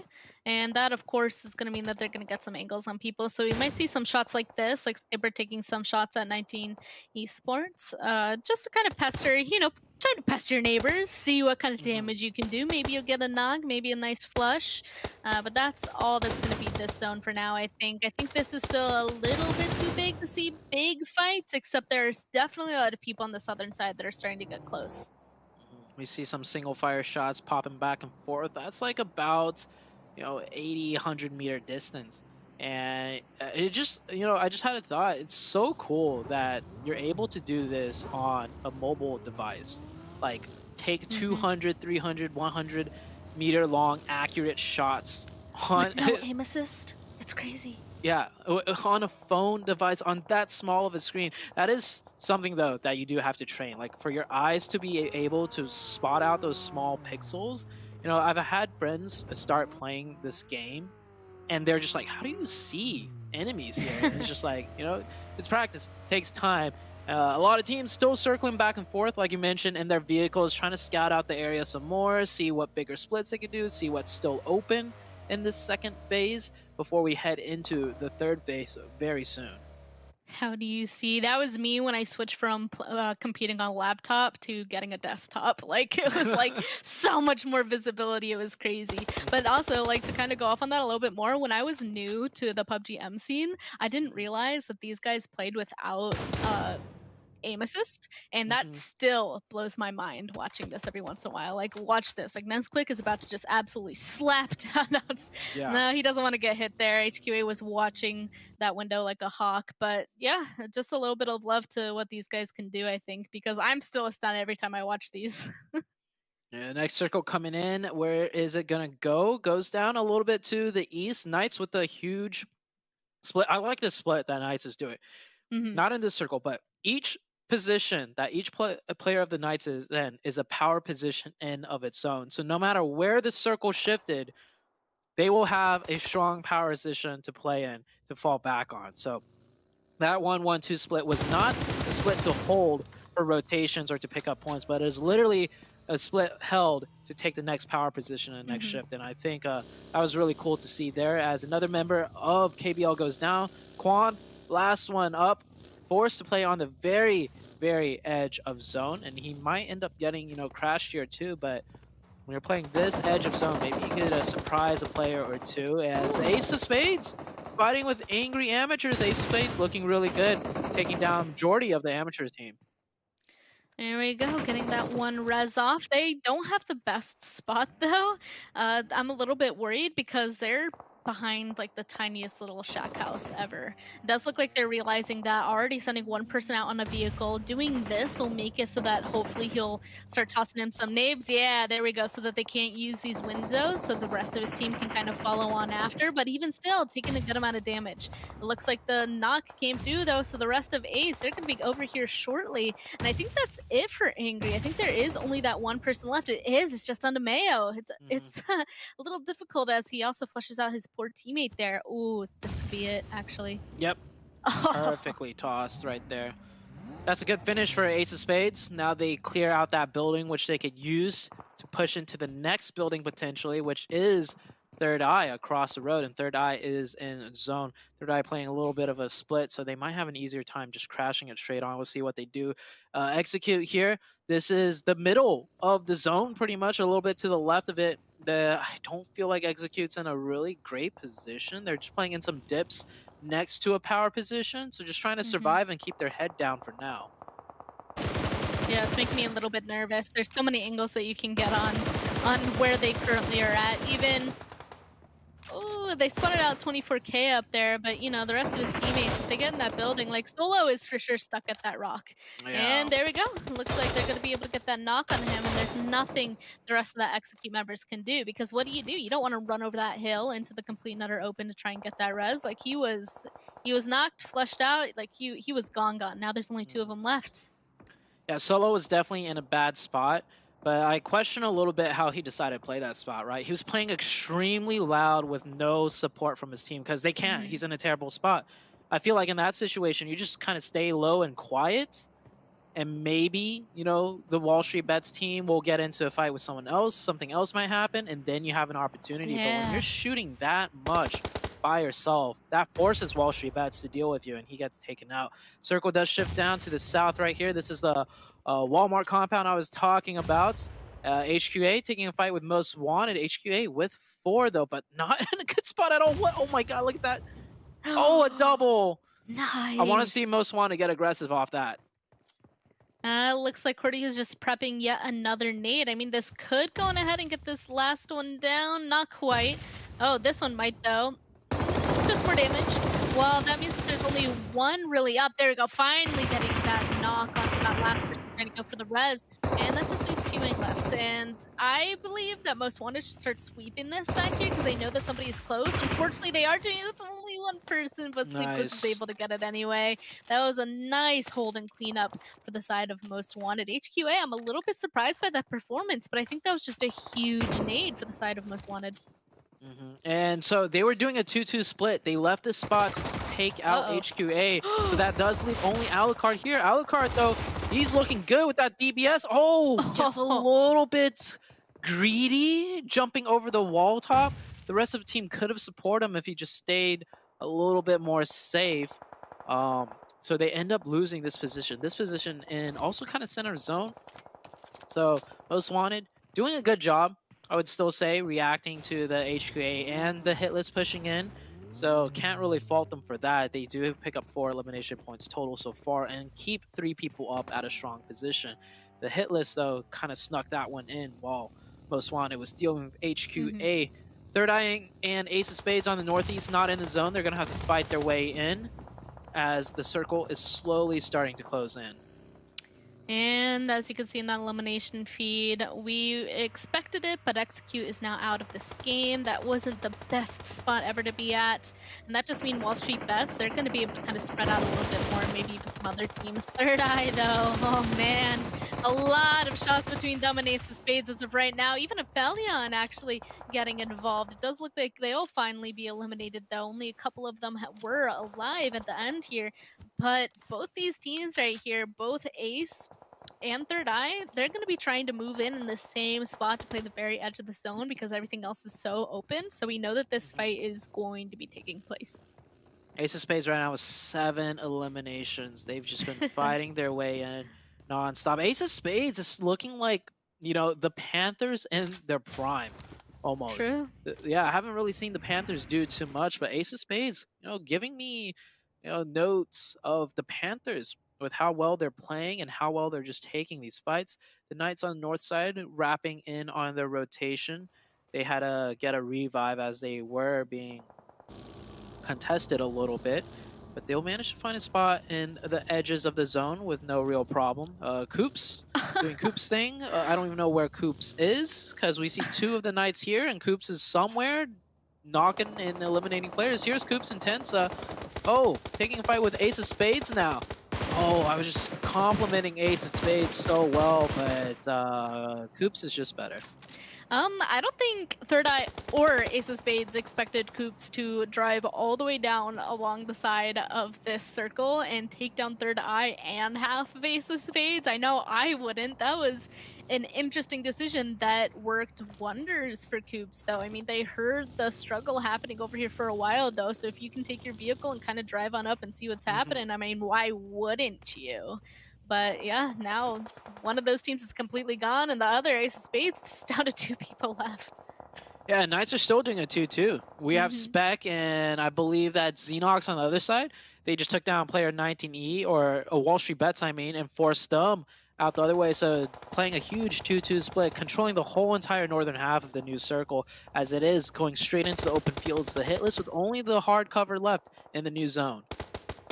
Oh man, and MEZEXIS, they're starting to make a move up to the northern side though, and that might make the Knights kind of come back together because it's this 4-man, except for you here, he's actually super far away. I mean, first I have to deal with the Ace of Spades, but once they're gone, it's just 2 members of the Knights that are going to have to fend off MEZEXIS. The thing is they're driving a little bit closer. I was gonna say it will be possible if MEZEXIS decides to be a little bit more passive, but they're clearly wanting this rotation. I mean, they have to get inside the zone, so they're starting to feel it out. It looks like Knights trying to get those knocks out of those vehicles, not quite successful just yet, but if MEZEXIS continues to try to drive around in that area, it's gonna happen eventually. Ooh, Yeah, I love this. I love this spot Coops is playing in. This is a very, very small dip.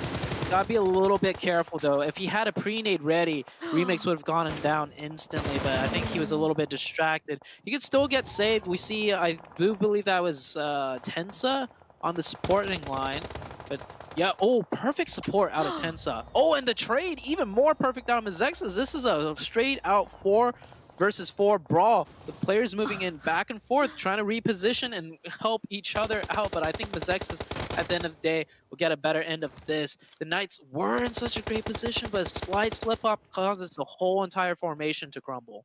There's only one of them left, too. He did just get the res on a Tensa, but inactive, tossing nades on over. We'll go on ahead and get the re-knock. Spec is the last one alive for the Knights. I was a little bit worried about that, and it looks like it was finally just ripped apart. And there we go, the flush comes through. Spec is now the last one alive. He's far enough back in that smoke where the rest of those nades aren't quite reaching, but it was a matter of time that before all those nades were going to finally finish it off, because where else would the Knights be except in that smoke somewhere? So they're out of the game. MEZEXIS, they still have 3 up. That's a pretty strong spot here. And of course, the hit list with 4 still alive, trying to now take them down. I'm not quite sure who's going to win this, because WALLSTREETBETS still has 4, HITLIST 4, MEZEXIS 3, and Most Wanted 3. That's still a lot of good teams with a lot of players. WALLSTREETBETS in a really great position here, though, with that new circle. They have the zone and a bit of cover. They just need to keep at least one smoke up against the HITLIST. And the HITLIST, they're forced to move out of their compound soon enough as the zone closes in. Everyone else also forced to move just a little bit. WALLSTREETBETS taking free range shots at everything, and they have 4 players to do so. MEZEXIS zone is closing ever so slowly. They got to use their vehicles now. And there's still a total of 5 teams up. So that's still a lot of players in sightlines you have to worry about. It's a little spooky in this spot too, because there isn't that many good dips to play out of. I mean, I will say, like, the hit list is still good, and WALLSTREETBETS, they're in like one of the few dips still here. But MEZEXIS, if once Remix kind of like sniffs this out, I'm sure the rest of MEZEXIS that are super spread right now might come over here, especially now that Remix is knocked. Like, I feel like MEZEXIS honestly should go and probably try to get that res and then get rid of WALLSTREETBETS. I think it's too late. Remix is so low now. Yeah, MEZEXIS is just trying to find options right here in such a difficult situation. Not much they could do. Most Wanted in a decent spot here, using the smokes to stay up. They have that little ridge line, but that ridge line's to their backside, which isn't going to help them in this new circle. And MEZEXIS, I think they're just going to try and prone their way in. That leaves the hit list. Hit list got to make a move now. Blue zone slowly choking them out. WALLSTREETBETS should focus their full attention right now on the hit list while they have this opportunity to hurt them just a little bit. And actually, WALLSTREETBETS is going to take some shots at Most Wanted. I mean, whatever points that they can get, why not? It looks like they're all out of smokes too, so Most Wanted at this point, if they're just able to spot them out underneath those vehicles, those are some knocks, hopefully eliminations on their side. I do agree though, like, other than Most Wanted, the hit list is definitely their next biggest threat, and I haven't really seen them taking shots in that direction. I do think they at least have a couple people looking, but so far I think the hit list is nice and safe. Oh, a knock comes through on the side of WALLSTREETBETS though. That's going to put a little bit of a pause onto their operation right now, which right now I feel like every moment is kind of essential. At least the zone hasn't popped yet though. Usually the like big moment of action is like right when this next zone pops, and it happened now. It looks like it actually pulled right in between WALLSTREETBETS and Most Wanted, so that means the hit list, if they were hoping for the zone, it is not happening. They're most likely going to be making a rotation towards WALLSTREETBETS too. Yeah, there we go, already the smoke line coming out. Oh, I like this. If the hit list moves fast, they could use those smokes, get close enough to throw some nades in, and really soften up WALLSTREETBETS, who are... Oh, yep, there we go. just as I say that, here comes the nades, and now here comes the push closer with the vehicles. Very well orchestrated push. The hit list right now, the only thing that comes into question is their execution. How good is their players' just aim and awareness of the sightlines? And I feel like they stopped it a little short. They needed to keep that pressure up. They had the nades, they got close, but then they stopped. And now WALLSTREETBETS just gets to like throw everything right back at them, and they're safe now. Yeah, WALLSTREETBETS, at least one of them ran out of all kind of utility, but nope, 24K just spotting out Arsh there. I feel like you're right. The hit list did stop a little bit short. They needed to like go up to that tree almost and like really confirm that pressure by taking them down there. Does look like a nade will be thrown back and be successful in getting a knock into yet another. But at this point, the hit list, how many are up? Just one? Like, I don't know how much more Jachi's gonna be able to do by himself, right? I mean, WALLSTREETBETS is also just down to one, but since he's a solo, I don't think he's gonna want to be aggressive, and WALLSTREETBETS might just be able to heal on up. And this is just opening the door for Most Wanted to clean this up and potentially take a win again. Maybe a back-to-back, but WALLSTREETBETS are getting reset. Jachi still with 3 nades. I would say just throw them once you get close enough. Most Wanted down to 2, playing very careful, right? They had a huge opportunity to third party all of this, but with only 2 players, you know, you never know. One of them runs by, you know, someone being prone, and you're down to 1, so they're playing it slow. Jachi, of course, don't want to go for that revive. Wants to stay low and hidden in the grass. WALLSTREETBETS back up 2-3, but the nades. Jachi has 2 more. He needs to get at least 1. This one looks like it's going to hurt WALLSTREETBETS a lot. Another nade. Too short. Yeah, I was waiting for the resolution of that nade there, but doesn't quite happen. Does look like Skipper is going to find out where one of the members of Most Wanted is, so now it's just a solo, and that means I don't know if that's really going to be a win. You're right, WALLSTREETBETS. Oh, the hit list with only one person up for the longest time. Just let WALLSTREETBETS just reset entirely. Like, WALLSTREETBETS has to win this. This is their game. 10 eliminations also for WALLSTREETBETS. Skipper with eagle eyes, we were just talking about earlier, having like really good vision to spot out even a pixel on your screen, and he did just that. Jachi with a great nade. Nice. WALLSTREETBETS know it's a 3v1. He's got 4 nades. Ooh, he could get 1. Maybe a second one? No. They spot him out, and that is a win for WALLSTREETBETS. A great game for the hit list as well, and Most Wanted with 2 good performances in a row. All the teams just out of nowhere stepping it up. WALLSTREETBETS, the hit list, and Most Wanted. And that was a hard zone. Like, there's very few places that you can actually play in there. So those teams that actually found them, I mean, they're the ones that are going to be there in the end. And they ended up playing them pretty well, arguably. I feel like the pivotal moment in the end there really was the hit list push onto WALLSTREETBETS. Yeah. If they just went a little bit harder, then I think it would have been a completely different ending. But WALLSTREETBETS got yet another chicken dinner. We're going to go into highlights and then see what the desk has to say once again. See you soon.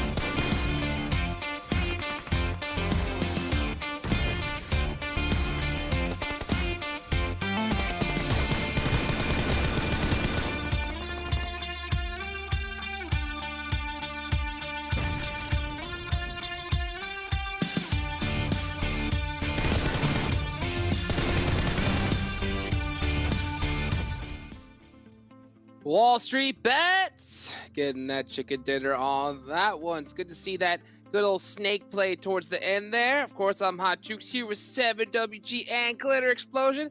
Hope you guys are feeling good out there today. 7, hey, I know you saw the Knights putting in some work over there, huh? What do you think about that? I mean, Knights, I think they ended up with a total of 10 eliminations, if I'm not mistaken. What really set me back, though, was when Coops got knocked, Tensa went straight in to revive him. Like, he didn't wait a single second. He full sended, and then it became a spiral ever since that. And then I feel like the team just wasn't ready for MEZEXIS to actually be holding up those angles. Maybe they, with the new coach that they have and everything that they currently have available to them, they'll be able to go back and learn a lot from that play. Because it felt just so messy for me, the way that they just, yes, I know, it's Coops, okay? But it was just a full send without any thought of what could possibly happen. Panic! You know what? I'd love to see, you know, that's a really good point, you know, like, and that's for y'all you guys that are keeping up with all the different social medias, you know. The Knights did announce that they did have a new PUBG mobile coach, pretty big figure in the PUBG world, so that could make a big difference there. Hopefully, you know, they'll go ahead and take that game and do a little VOD review about it, kind of figure out what tweaks they need to change. Of course, you know, this tournament couldn't be done without Monster Energy, our official energy drink partner here, guys. Unleash that beast. Now, speaking of Unleash the Beast, Glitter, right? You saw the top 3 finish right there. Those squads really got into a lot of action. What really stood out to you? Listen, we were talking about it while we were watching those final moments, and first of all, JatG yet again. I know everyone's been highlighting him, but like stepping up to the plate in an insane way. The nades, okay? When he had that nade land, I think we were in agreement that we were kind of hoping he would push after that, because it was a really awesome opportunity to try to clean up a few more elim points, and it had boiled down to the 1v1 at that point. Obviously, everyone else just kind of waiting in the wings to see how that was going to play out. But it would have been the perfect opportunity there for JatG to take out Wall Street Bets. But in general, once again, a top 3 with teams that need the points, that have fallen off, that are bouncing back. I don't know if they heard us, Jukes, right? when we were talking and we called out Most Wanted, but like we said they needed to be consistently decent or really good. And I feel like they're kind of starting to edge towards the really good part of potentially moving themselves up the leaderboard a little bit.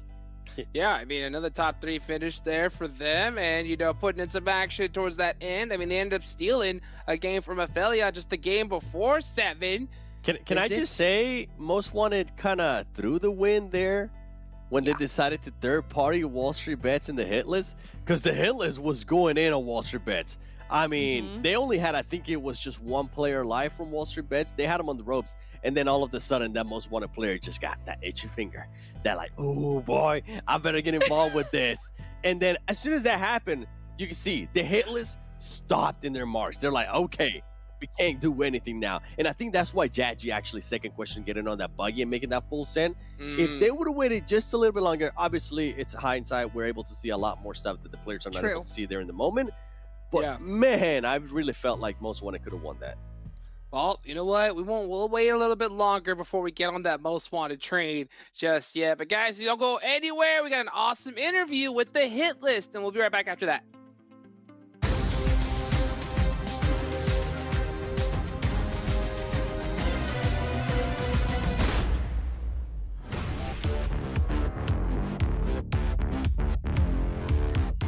Hey, what's up, everybody? It's Hot Jukes, and I'm here with Osh from the Hit List. What's up, bro? It's the first time I think I'm ever talking to you, right? Yeah, it's first time. Nice, nice. So, now speaking of the first time talking to you, is this your first time competing here in the PMPL? Yeah, it's my first time competing in PMPL. Nice. So, how you feeling, man? How you excited? You nervous? No, I'm very excited to play in PMPL. Got it. So how did you get onto the squad of the hit list? Did you get picked up, or can you mind explaining to people, because there's a lot of people out there that want to get on a pro team, and you did it. So if you can explain to people like how you got there. So like Pikachu saw me playing scrims and other tournaments, unofficial tournaments. So they picked me up, and I gave tries to them, and they liked me. I got selected. Put in that work. Put in that work. That's what I like to hear. Okay, so we got some questions for you, and I'm gonna go ahead and get it started here. So how are you feeling right now before this tournament's about to start? And what preparations did you make here as you joined this new squad? Gelling with them. If you want to explain a little bit of that. I'm a little nervous because it's my first time playing in PMPL. We are doing great as a team too, and I'm doing great as an individual. I always go to training ground before matches, and I think I'll be good in PMPL.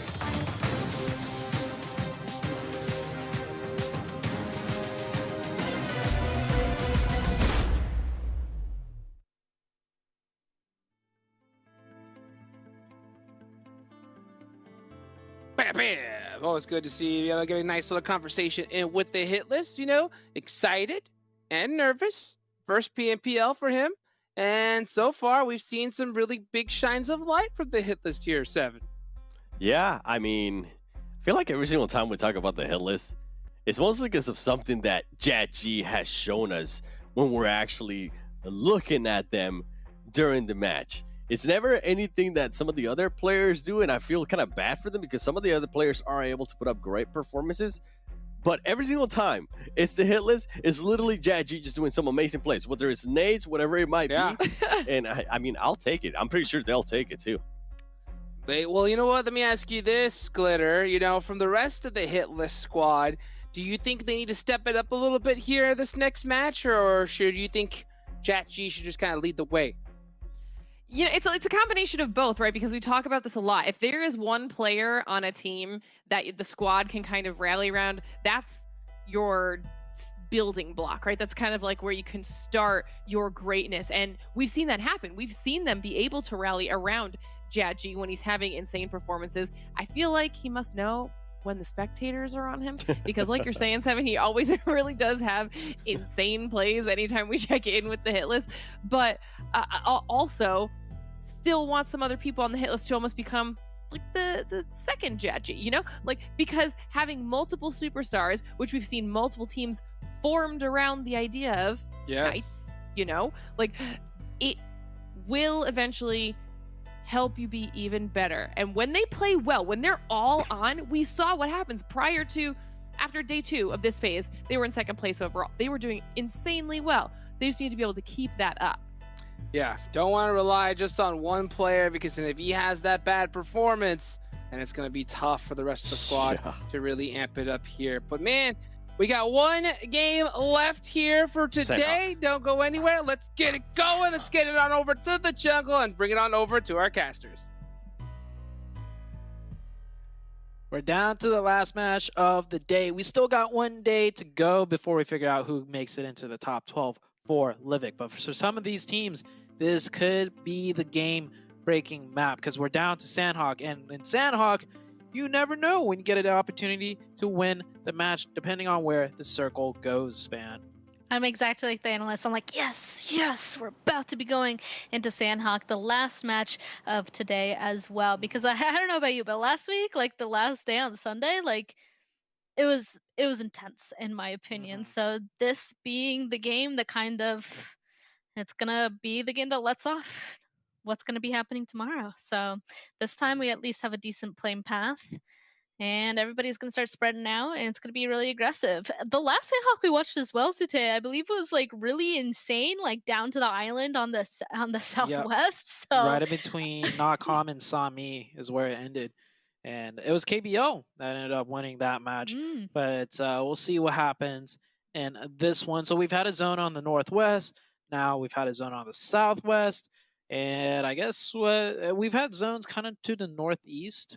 And well, with this one, might just get another southern circle. This circle pretty far south. The southern edge of the circle not even visible on the map. So another big opportunity for KBO potentially to do some of their magic on Sanhok.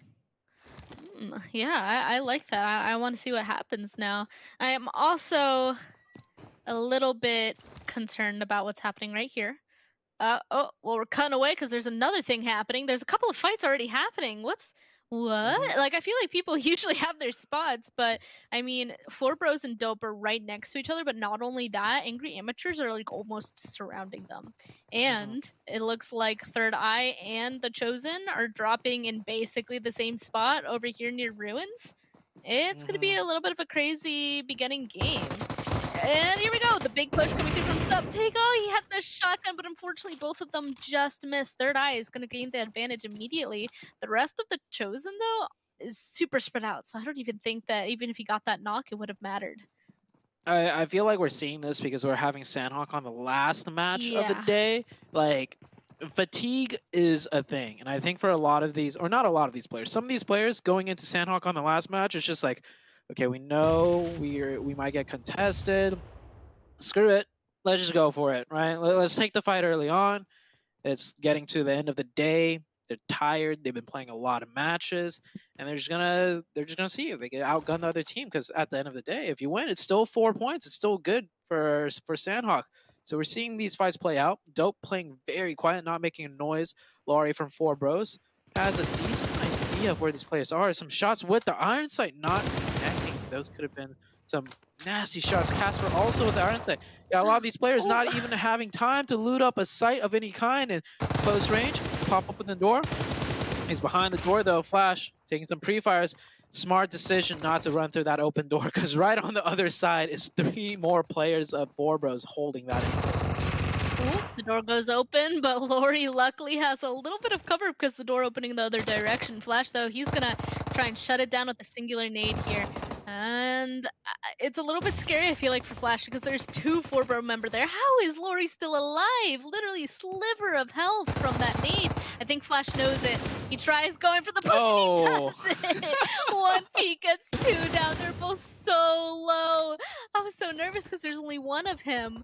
I don't think that I don't think Four Bros knew where Dope was. If they knew it was only 1 person, like that push in there would have been immediate. And this is the team that was surrounding them. Angry Amateurs decide to make their appearance, pushing down into this fight as well. Unfortunately, not as clean as I was hoping, though, as Casper is able to take 1 down so far. It's a 3-way brawl with Angry Amateurs joining this. The northeast side of the map, there is a lot of loot to be had, but everyone still just converging in right on here. Back and forth. Four Bros taken down. Dope with 4 eliminations. And they still got some more coming their way as Angry Amateurs looking like they want to disengage all of a sudden. Now that Angry Amateurs down to 3 players, this could be a huge opportunity for Dope. Ooh. Yeah, you can already see Fishy. They're backing up for now, though. Seems like maybe they want to restart just a little bit. Maybe try and figure out where all of Angry Amateurs are for sure. So it's going to be a little bit of a slow. And I'm a little bit worried about that because remember all the times we talked about previously when it starts to slow down, it kind of turns into like a little bit of a stalemate. Feel like that's starting to happen. Like, look, there's like nobody down that entire center of Bravo here. It's tough now for Dope to push and continue to push here. It looks like they're going to do it, though. Definitely manageable if you group up together. Just make sure you don't cross into too many sight lines. As Qingtian holding down the wall side. He's passing a lot of info to the side of Angry Amateurs. And this right there, that's a cross that you got to be a little bit careful of. They're using the buildings, though. So they're staying kind of close and together. Dope definitely wanting to take this fight. 1 goes down. He pops out. A trade happens through. Where's the rest of Dope? Where's the follow-up? They were supposed to play close, and now they're going into the cross sidelines I was just talking about. They got to be careful. 2v2, I believe, and he goes down. Now it's a 2v1. Angry Amateurs with the man advantage now. This is what happens when you get yourself exposed into those cross sight lines. Angry Amateurs making really good use of that, and they'll get the reset onto their 3rd player. Casper, 1v3. He can try and back off and loot a bunch of meds and go for a med strat, or he can try and stay here. I feel like it's the last match is the end of the day. I don't know if Casper has the mental fortitude to play a match solo, so he might just stay here to see what he can do. We've definitely seen match 5 games where they just run straight on in and try to finish it off. Yeah, so Casper Seems like he's not taking that approach entirely. He's definitely laying low and seeing if he can catch them, but he's not backing off either. So he's going for like kind of an in-between move. But all he felt was pain in that entire fight that happened right there. Angry Amateurs seem to be pouring out of every single angle. Like I don't even know if there's anything that the members of Dope could have done since they didn't know where they're coming from here. Yeah, in fights like these, you always want to clear out the outer wall side first. Work one angle in at a time. He gets one, switches over, isolates another 1v1, gets some free damage in on that 1v1, but now he needs to take a 1v2, and that's a good try for the side of Dope. They picked up 4 eliminations, so at least they get themselves 4 points on the last match of the day. Angry Amateurs up to 5, and they still have 3 up. Yeah, no, they could go on ahead and continue to play this game for a very successful end. We'll have to wait and see. The hit lists are getting pretty close to them on the northern side, and they have to make a rotation into this zone. But actually in here, it looks like we're getting a little bit of an update around that ruin situation. It was originally the Chosen and Third Eye, and that has kind of settled down, and now back to back are right above them. Taking the spot right above the ruins gives them like a really nice view on everything that's happening. So they're definitely holding some of the members of Third Eye inside of ruins, I feel like, but their other two, I mean, you can see it peaceful. He's just sneaking on up, but unfortunately he gets found out. He gets taken down, and the other member, he's trying to back up as fast as possible before back to back is able to take him down. Back to back with a nice rotation over here to third party and also get a decent position inside the zone. They definitely couldn't cross Painan because they knew KBL would be there. And oh, the hit list. We've had 4 teams here now. And the hit list basically extending the fight for Camp Bravo even longer. So Angry Amateurs down to 1. Looks like 3 teams. Graves will be inside Camp Bravo for this last match of the day on Sanhok. Qingtian, 1v4. He gets 1. Tries to go for the confirmation. Oh, he almost got the confirmation too. That would have been terrible for the hit list. But Jachi will finish that up, get the revive, and the hit list, the last remaining team on the northeastern side. We had a total of 5 teams there, I think, or 4. That's kind of crazy. Yeah, usually you don't see that except for like a much later, like Circle 1 isn't even entirely closed yet, and there's that many teams taking a fight in that one spot. I was wondering if the hit lists were going to go for that because they looted up towards that northern side, making a Yeah, they were rotation looking straight for it. there. Yeah, yeah, they clearly saw that in their elimination feed, and they're trying to seek it out because, I mean, why not? And now the zone isn't that far, so they got some eliminations, and now they don't have too far to go, and honestly, it's like very free for them on that side. The majority of the teams seem to be a little bit shaken from our last Sanhok match, I have to say, Zute. Like, looks like the majority decided to go to that island on the southwest. Like, there's barely any on the main island, and this zone is kind of straddling both of them. Yeah, the last time we had a Sanhok, it did have a very similar first circle, but it went to the southwest continuously, right? And we saw so many teams. After that, they were just like, we don't want to deal with that again. We're just going to go there now rather than later. And I think that's why we had so many fights on the northeast too. Teams saw that circle and was like, "Nuh-uh, we're not playing this game. We're just gonna drop here and we're gonna fight. I don't care. I don't want to run halfway across the map just to be clumped up with 5 other teams and there's nothing I can do and I'm just getting shot from like 4 different angles, right?" I mean, for sure. That's the beauty of Sanhok. But this time around, it does go back up into the middle, so it can still go in the southwest, right? We don't know if it's gonna keep going up to the northeast, but for now, teams definitely thrown a little bit of a curveball since they're all kind of just clumped up on the southwest now. Could just keep going to the center, Painan all the way. We'll have to wait and see when some of these teams love that, like KBL and Knights, but we have to wait. Seems like there's some aggression happening all the way on this far western side. Oh, poor Fancy C. Like the Chosen, like after taking those really early fights with Third Eye, I feel like they've just been evading to their best of ability. So now not only them, but they have to worry about Execute right beside them. It's a little bit worrisome. Oh, and it looks like back to back moved away from Ruins and straight into KBL. KBL usually plays up here, so I'm a little bit surprised that back to back are now at least have one person eliminated on their side. I want to say with the formation of back-to-back, they are playing up here to take it over. It's not like they lost one player and back-to-back had nothing to answer back with, right? They're pushing up here, so it's a somewhat of a preemptive push, but Quan on an amazing deeper side angle, almost a flank, I'd have to say, managing to get one. And oh, please save your teammate right there. There we go. Acer and Joey, best buds right there. Yeah, we may argue about who's better, but they're best of friends, and he will get that revive. And back to back, down to one. Quan with a really good preemptive side, almost flank angle, just slowing everything down for back to back and basically decimating them. Back to back, down to one player. Can he get something done? Kill switch, popping shots off. Gets Acer.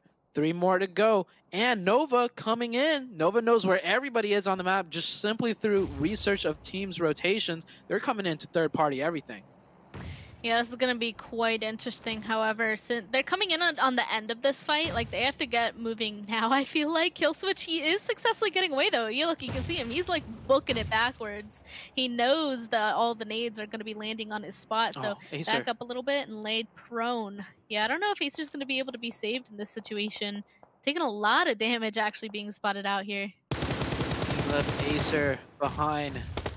Joey not returning the favor, and now the third party, and Killswitch gets Quan in a 1v1, and now KBL, it's just down to Joey. Back to back, it's down to Killswitch, and Nova, all they smell are first aid kits and free points. Nobody wins in this situation except Nova. Now they just get to clean it up, honestly. Here we go, big nade. That... Oh, okay, I had to like hold my breath there. I was like, wait, that looks pretty good. Wrong rock. One more rock behind, and it would have been perfect. Joey so low, spotted out. Looks like KBL will go out actually before back-to-back, which wasn't the case previously. Like before Nova, like I'm sure back-to-back would have been out already. But honestly, Nova kind of saved it. Killswitch might be able to get away and continue the rest of the game from this. We'll see how far Killswitch gets into this match. Very unfortunate ending for KBL right there. I think they definitely got way too tunnel vision. It's like they forgot this was Sanhok. You could get third partied easily. So that led to their demise. Execute coming in. Fate, gets a knock, but quickly gets traded instantly by another THIRDEYE player. But Jason knocking another one too. Fate will get revived. THIRDEYE down to 2. Execute with 3 players. THIRDEYE needs to play aggro here if they want a chance at winning this fight. They can't let that revive happen for free. It looks like a couple of Execute are already making their own rotations though, so it might be a little bit difficult. I'm not quite sure what to expect from this one. I do know that THIRDEYE being up above. What? It's... I don't know what to say. Yeah. Well, Execute's now down to 2. It looks like Jason will be able to get another knock on a THIRDEYE though, so kind of bringing it back now to 2v1, and Solo has a pretty good angle on that. Yeah, that's gonna be it, but a little bit of a question mark, but Execute is still alive, and that's what matters, right, Sute? There's like a meme to be had here, like some type of I think it's like the Office meme or something. I don't know. It was just comical how Fate got revived and they like traded back and forth and everything, and then he just runs right to where the enemy were into Shack and gets taken down like nilly-willy. Yeah, there's some type of meme to be had there. No, for sure. In that engagement. The Panthers taking a fight with WALLSTREETBETS, 2 really hard-hitting teams when it comes to team fights. Right now, the Panthers was somewhat of an advantage on the high ground and getting an opening. I think the Panthers only have 3, though. Yeah, the Panthers only have 3.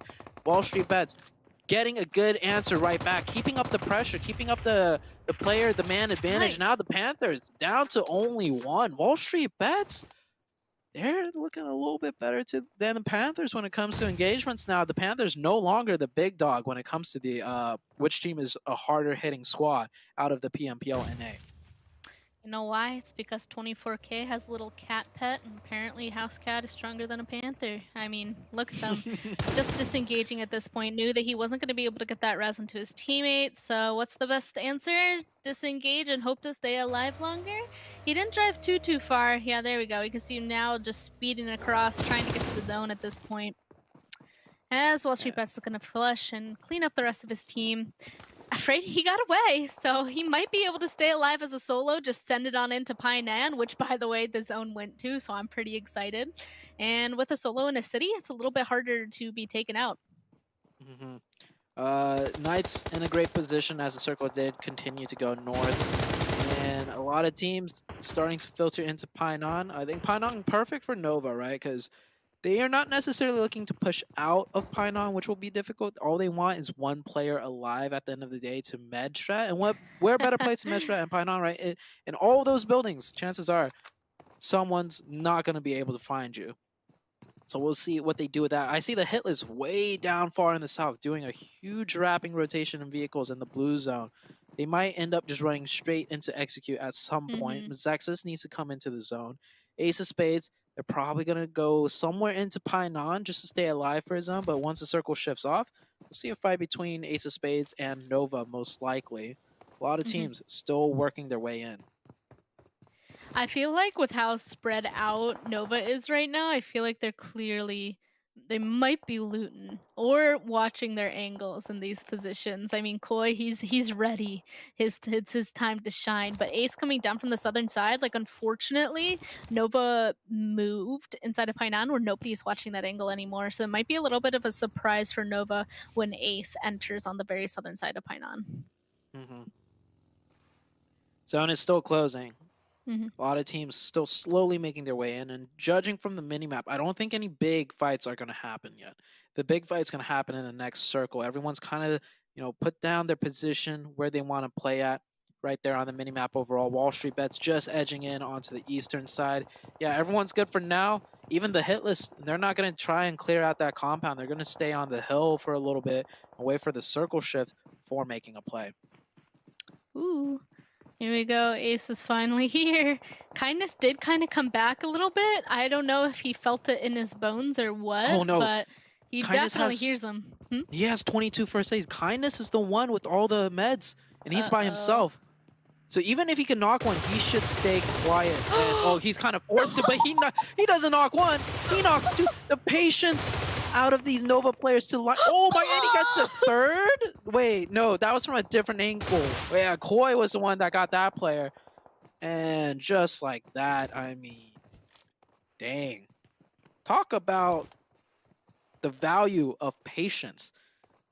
It went from being stuck by yourself to maybe knocking one to getting two, and then just it also gave time for the other Nova players across the river, right, to prep to help them out. So all of that just culminated together to a beautiful play out of Nova as a team. Literally, my forehead hit my desk. Like, I'm so surprised by what just happened there.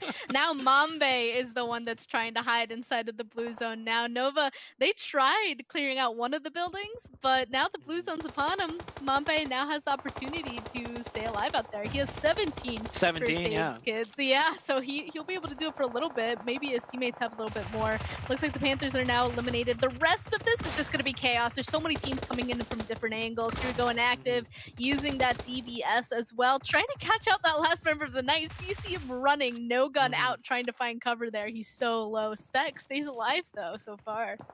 Yeah, the Knights kind of struggling. Okay, we didn't see the beginning of this engagement, but the Knights had control of this compound. And there's only one team pressing them, and that's MEZEXIS. I don't know how the Knights ended up losing this. It's the Knights are playing sloppy for this match, and their performance overall, not too terrible, but I think in general, the Knights have been a little bit sloppy this week compared to their big explosive ending last week. And Nova, pushing out of the zone, like I said, their goal in taking Painan is not so much to push out of the city into further zones, it's mainly just keep one alive. And I just want to say, thank God Koi didn't find Mambe, or else he would have like 39, like 40 first aid kits. True. And we would be watching Nova Medstrat in second place for a very long time. But as for now, fight's still happening. The HITLIST and Star Gaming, Execute still up with one somewhere, med-stratting themselves. And I think MEZEXIS can take this game away. They're the only ones close to circle with 4 players still up. And honestly, they should be in charge. There's that little tiny hill there. They should be in like the bull by the compound. Like Yep. they have the cover, they have the high ground, they have the low, like whatever you want to call it. They have it as of right now. The and power they position just- in the yeah, zone. thank you. The only team that I about for them on their side is the hit list, even though now there's only 2 of them currently up. Yeah, you can see that they know that that's their biggest threat. They're already looking in that direction. But yeah, back up onto that hill, they can shut this down really quickly. Yeah, I just want to say if the Knights play the defense correctly, which should have been an easy win for the Knights against MEZEXIS, it would be the Knights in this position. So this would have been a huge Knights game that we're so used to seeing, but MEZEXIS, they're taking everything away, and good trade right there, or not even a trade. MEZEXIS, the player didn't even go down. 8 eliminations, 4 players up in the power position, and the new zone is shifted right on top of them. WALLSTREETBETS has 2, maybe with a good nade and a good knock, they can bring it down to a 2v2, but it's going to be quite difficult for them. By the way, Mambe and Koi really close to each other on the minimap. Something might happen there too, off screen. Yeah, and unfortunately for WALLSTREETBETS as well, the last member of the hit list went around that corner and got the knock on a skipper. So Yahir might just be able to shut this down right there, and he does. Yep. I mean, they were right there. And now it's MEZEXIS with all 4 members up, 9 eliminations versus 1 person. And we already know who that 1 person is as Ace of Spades goes out there. And it's none other than Koi from Nova gathering that 2nd place once again. At this point, I need to like go back to past events and count up how many 2nd places Koi specifically has gotten for Nova on Sanhok. Like, I feel like the number is very high. Yeah. Oh, I want to see Flawless get knocked here. He's in the open. Koi can see him. He's emoting. Do it now. Yeah. I mean, it's still a MEZEXIS win, but I want to see if Koi could like get 1 point maybe. Inactive. Oh, I thought inactive was TPP behind that wall to look for Koi. Please, Koi, knock someone while they're emoting. Just for. Oh no. Oh, huh? What? Oh, I thought Flawless saw him, but he scoped in right as Koi got behind the wall. Koi's about to make a move. He's got 3 more first aids. He's going to play it safe. He's going to use all of them because you never know, right? You never know. Oh, inactive is definitely the target here. Do it. He always takes shots. No, you have to do it now. He missed the opportunity. Oh, Koi. I'm so sad. There we go. He's taking the shots, though. He always goes for it. Oh, and he got finished. MEZEXIS actually got that point. Oh, it's fine. Nova also had 7 eliminations and the 2nd place finish, so it's like that's way more than Nova usually expects. But great game for MEZEXIS. They had to win that one through taking a 4v4 with the Knights, and they managed to win that one and secure a chicken dinner. So overall, great game for MEZEXIS, great game for Nova. Knights slipped up a little bit, but you know, it happens sometimes. I mean, definitely, that was the key moment of the game that chose the winner, is that fight with the Knights versus MEZEXIS. Kind of wish we caught the beginning, just as you said, but otherwise, this was an amazing game. There's action throughout the entire time, and that was the ending. There was no moment without some excitement, but we're gonna go see some highlights of that very exciting game and then get the wrap-up from the desk.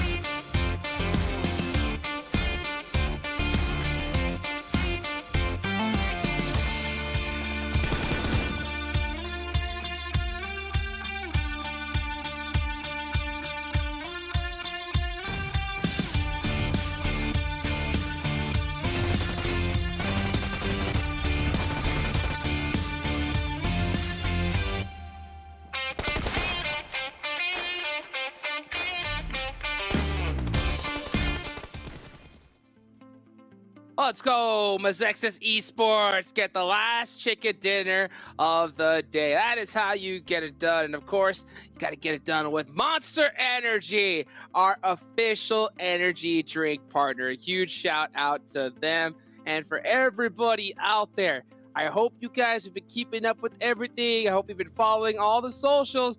And if y'all been using that hashtag PMPLNA, because one person, hopefully we'll see them on the next show tomorrow. Take that photo, take that selfie, and go ahead and show us some love. That is how you get it done. And make sure you also keep up, because Glitter, tomorrow is where we're going to be showing all the overalls, all the good stuff. So they better be ready, right? They better be, because tomorrow is also a very important day. We're wrapping up phase 2, and then there's a little bit of downtime before we get ourselves into phase 3. So tomorrow we'll determine whether or not some of these teams are in a pretty safe spot heading into that final phase, or if they have to kind of really be a little bit desperate in those last 5 play days. All right. Well, you know what? After that, I think that's a good point. But you know what? It'll help they bring that point a little bit harder is this amazing graphic that we got for you guys. Why don't we go ahead and bring that graphic up in just a little bit? But you know what? We're going to do a quick little recap. We're going to do a quick little recap of all this 7. You know, of course, I got myself, Hot Jukes, here with the 7WG and the Glitter Explosion. We'll go ahead and take a look at this graphic right now and see you tomorrow.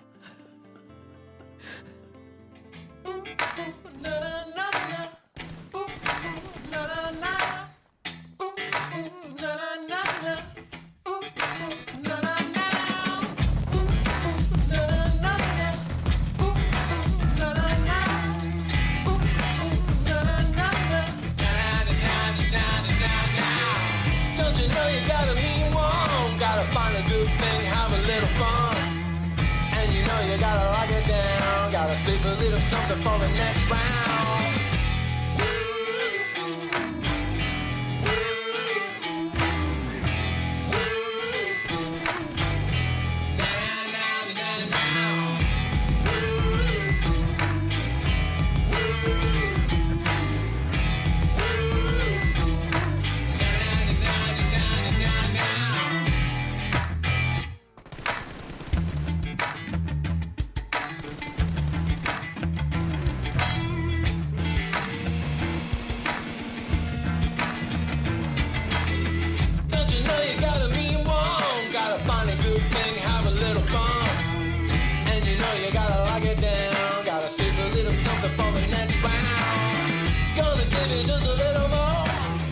Coming in through the outdoors, doesn't even know what the beats for. Gotta get your freaky body on the dance floor.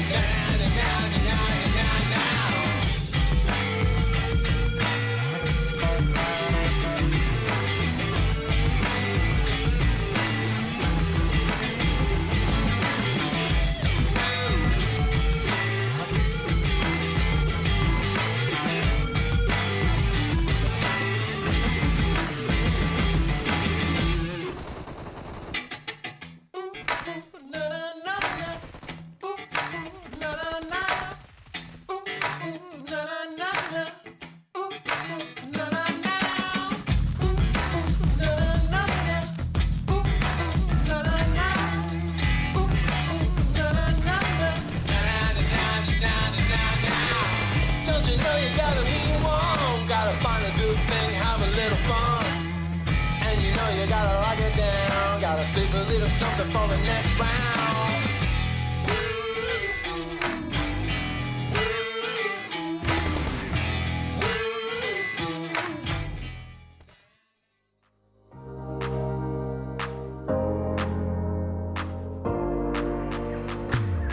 I've been waiting here for a little while. Keep me on my toes, 'cause that's just a start.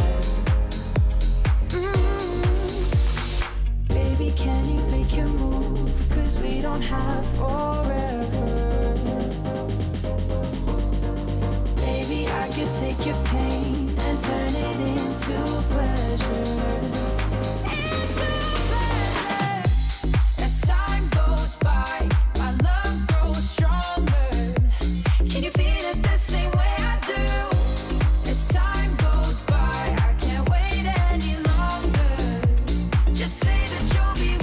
too. As time goes by, my love grows stronger. Can you feel it the same way I do? As time goes by, I can't wait any longer. Just say that you'll be with me too. Just say that you'll be, say that you'll be. I'd be there for you whenever you need me. But you've been holding back. Maybe you're just not ready. Baby, do you feel the same? Or do you feel the pressure? I promise I can take your pain and turn it into pleasure.